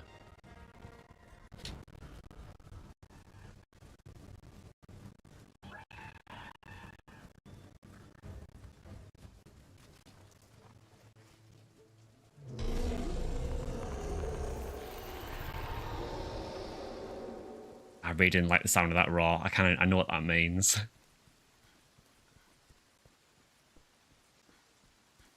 So as far as I'm aware, I think that roar only happens when Rathian and Rathalos are both on the map at the same time.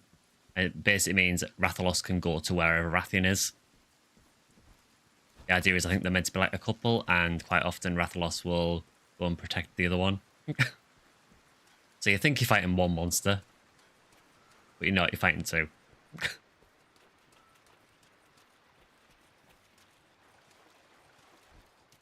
Yeah, it looks like Rathalos has gone up to join Rathian, so it could be fun for the people who are new to Master Rank.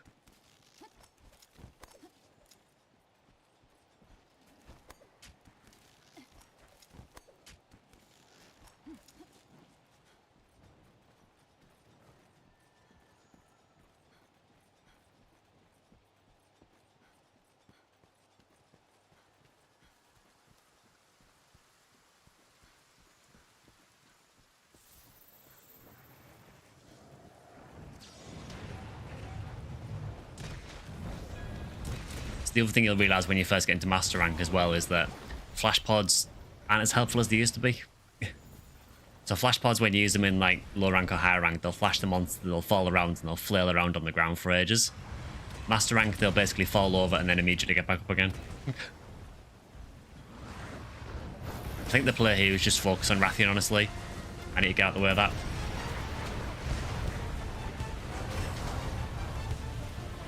I actually got both of them with the landslide. This is the other great thing about World, is there's always that environmental traps. So, yeah, Rathian and Rathalos are now back down here.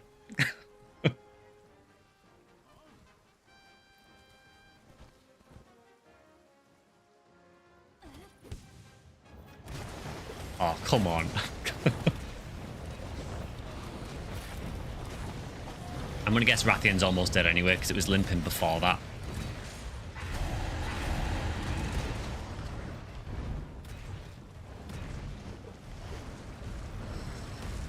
They're just following each other on the map now.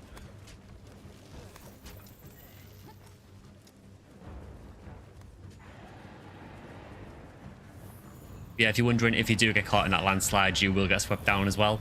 It won't really hurt you much, but it's just a bit annoying.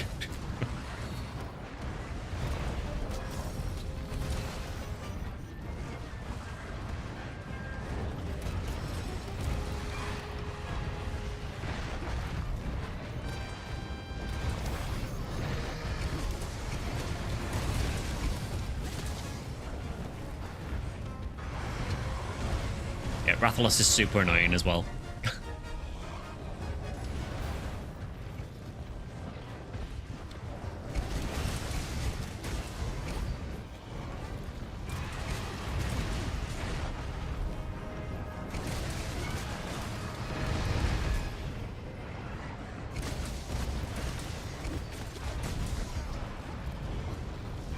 I'm really surprised that Rathian hasn't died yet.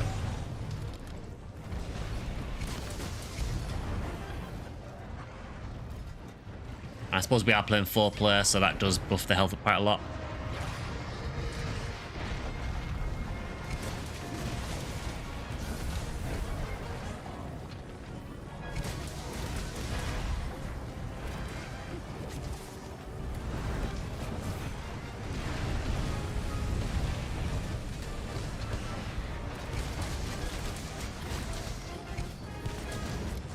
Ah, there we go.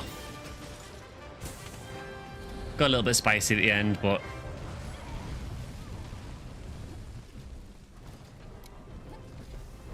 I think a Rathalos is just like total disrespect at the end of the fight. The good news is in World that they do tend to leave you alone once the target monster's dead. I know in the older games they would just continue to harass you constantly.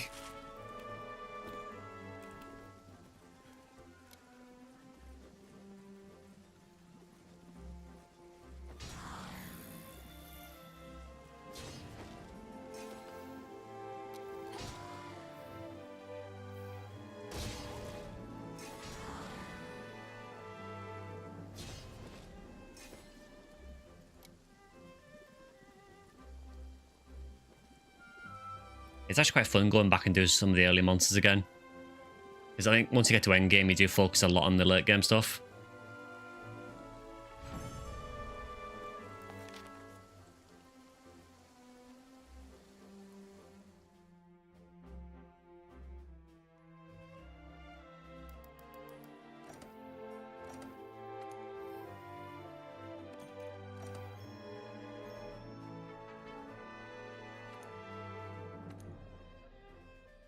Yeah, if you think level 200 in PSO is bad, it goes to 999 in this. I don't actually know what takes longer, level 200 in PSO or 999 in this, but...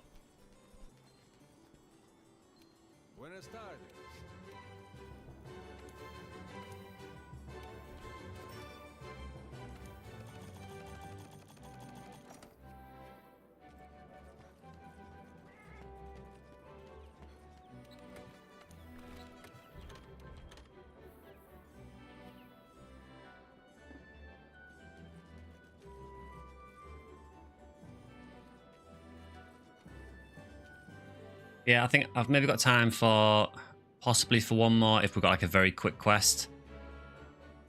And maybe like an arena quest or something.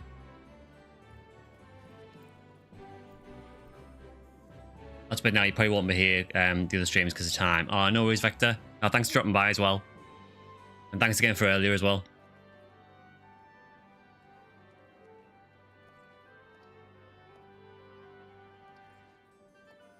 ESO you're level 1089.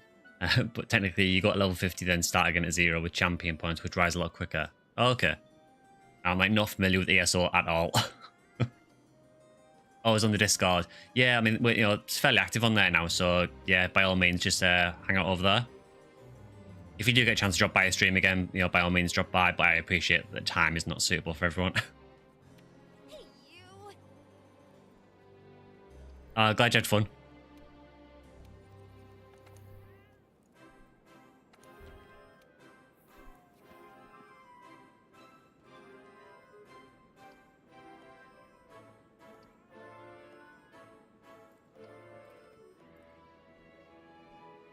Yeah, so it'll probably have to be probably a quick quest, I think, just to wrap things up.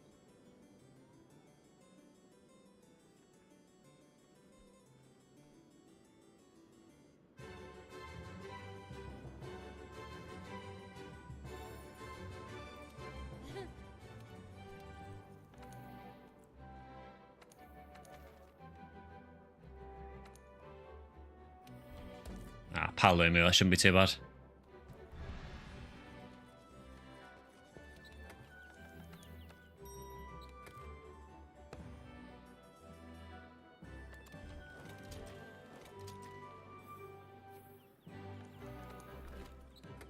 I feel like bullying, so I'm just going to use spread heavy ball gun.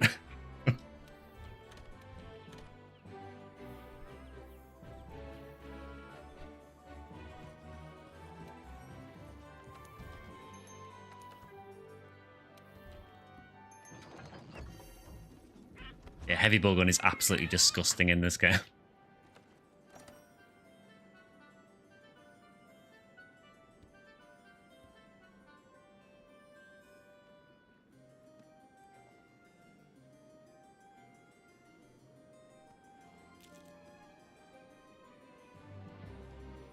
I know we've gone for a bit longer today, but I've just been having a load of fun playing this, honestly, so I really don't mind.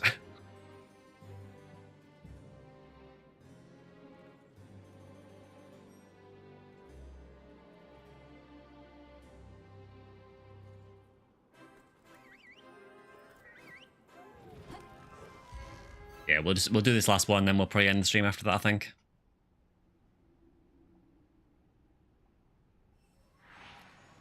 And we crash landed again.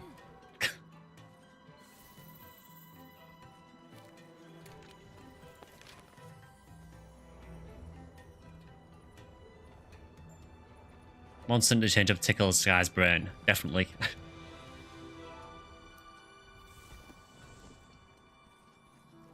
Probably play after endgame too, yeah.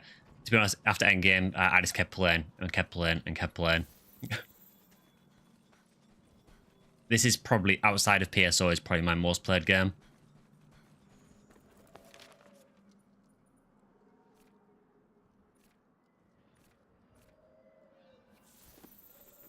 For some reason, I don't seem to have the location for Paolumu. I don't know why, because it's fully researched, but okay. Just made it for the end of the stream. How was the stream? Been pretty good, yeah. So we did a fair bit of PSO. We did some horrendous seabed quest that's in RBR at the minute, which was rough as anything. But they just finished it off with some monster and just some early master rank stuff. It's been really cool.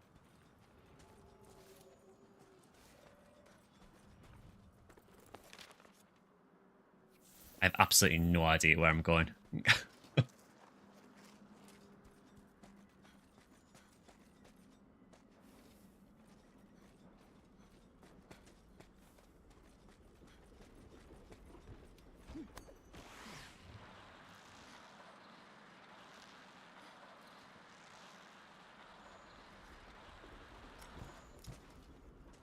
I don't really know how that works as a plan that goes up, but we don't ask questions. I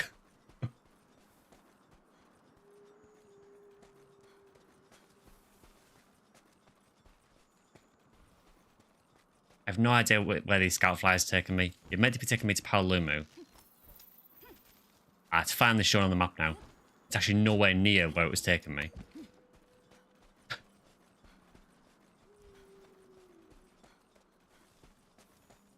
Yeah, it was base player that posted on the Discord about NGS.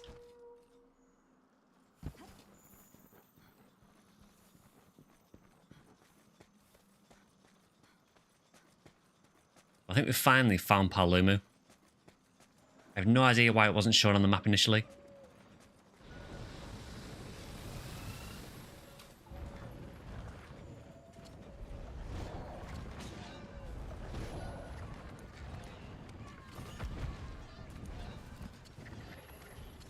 Would PSO2 help with the transition to NGS?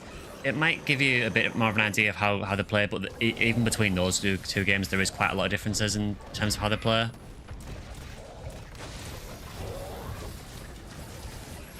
I feel really sorry for this Palumu for what I'm about to do to it.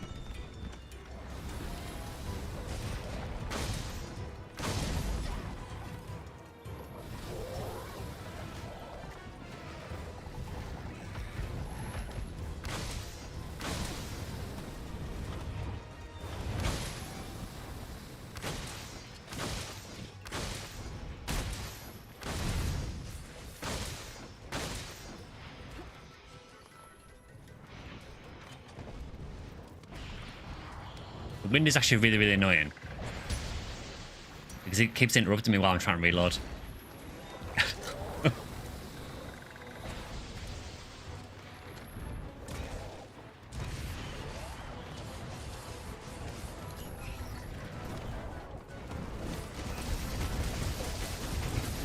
forgot how bad the recoil is on this. So bad.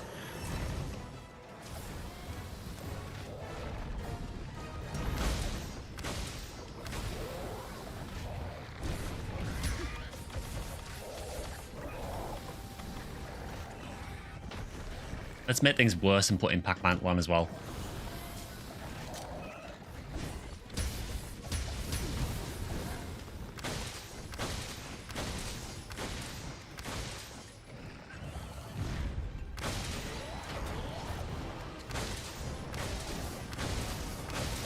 Yeah, this is just absolute bullying, basically.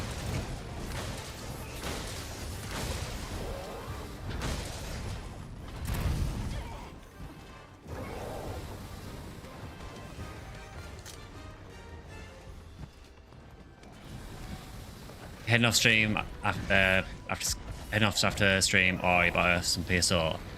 I might be down to play a little bit of PSO possibly. Won't be for too long, but yeah, I can probably jump on for a bit after.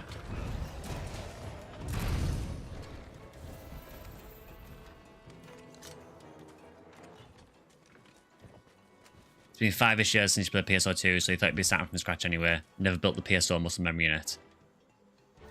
Yeah, I mean, you can always try PSO2 base. There are some similarities with NGS, but for me, NGS does still feel quite different.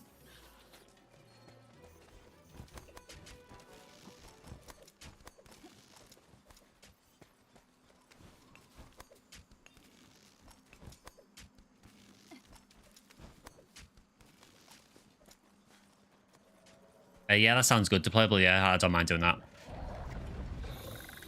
Probably only got time to maybe run the forest part of it though, because it is a really long quest.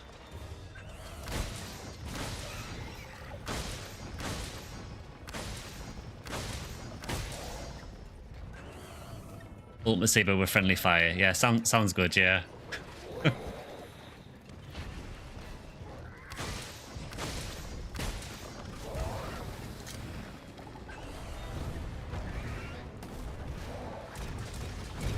You do forget how absolutely disgusting heavy bowgun is in this game.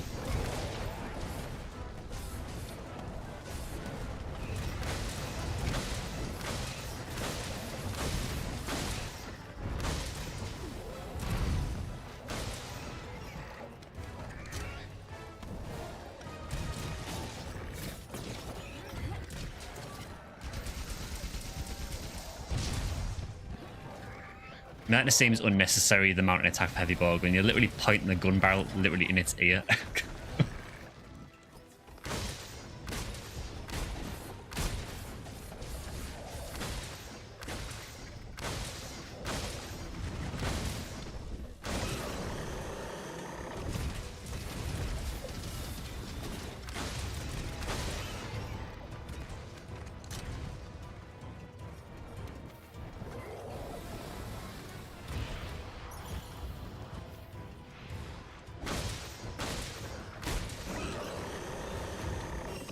going to assume he's almost dead.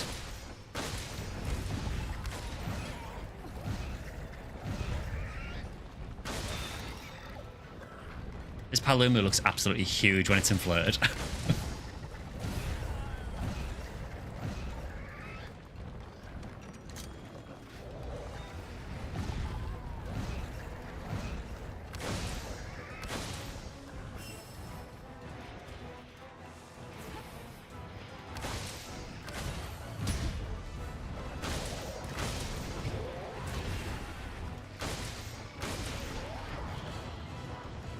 Yeah, they're a little bit bullet spongy, so this is Master Rank, which is at the hardest difficulty.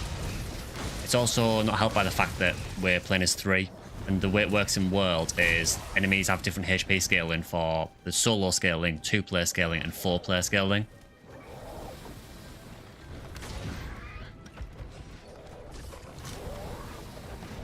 So when you do 3-player, you do 4-player scaling. So essentially playing 3-player is like the worst possible combination you can do.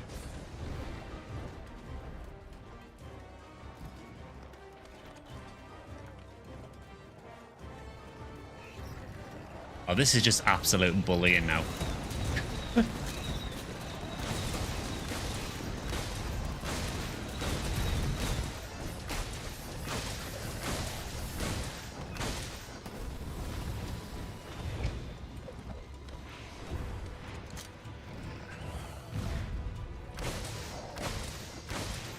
You're playing with someone from Australia. Actually, they said it was 8:30 PM. Had to go to bed. It was 7:30 in the morning for you.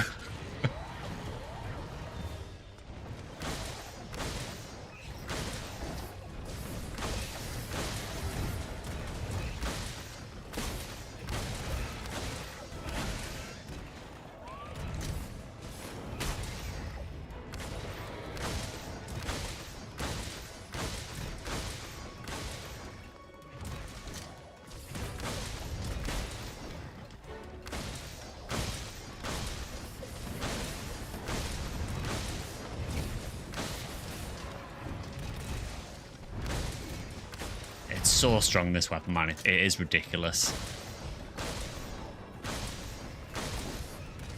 Ah, there we go. Poor thing.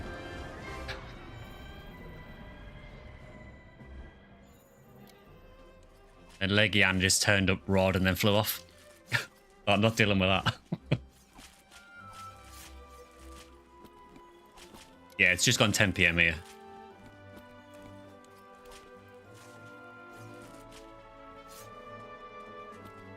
So I think with that, we will end the stream there for today. So thanks for watching, everyone. We'll be back next Sunday for another stream. Again, it'll be PSO and something else. I haven't decided what the other game will be yet. Might be some more Monster Hunter, might be some other Fantasy Star content. But yeah, if you enjoyed the stream or anything, or any of the videos, please consider liking, subscribing, or joining as a member. And you can also follow us over on the Discord as well, which Best Player just linked recently as well. But yeah, hope you've all had a good stream, hope you've had a good weekend, and I'll hopefully see you next week for some more streaming. And another video coming on Wednesday as well with Deployable, so keep an eye out for that. See you guys.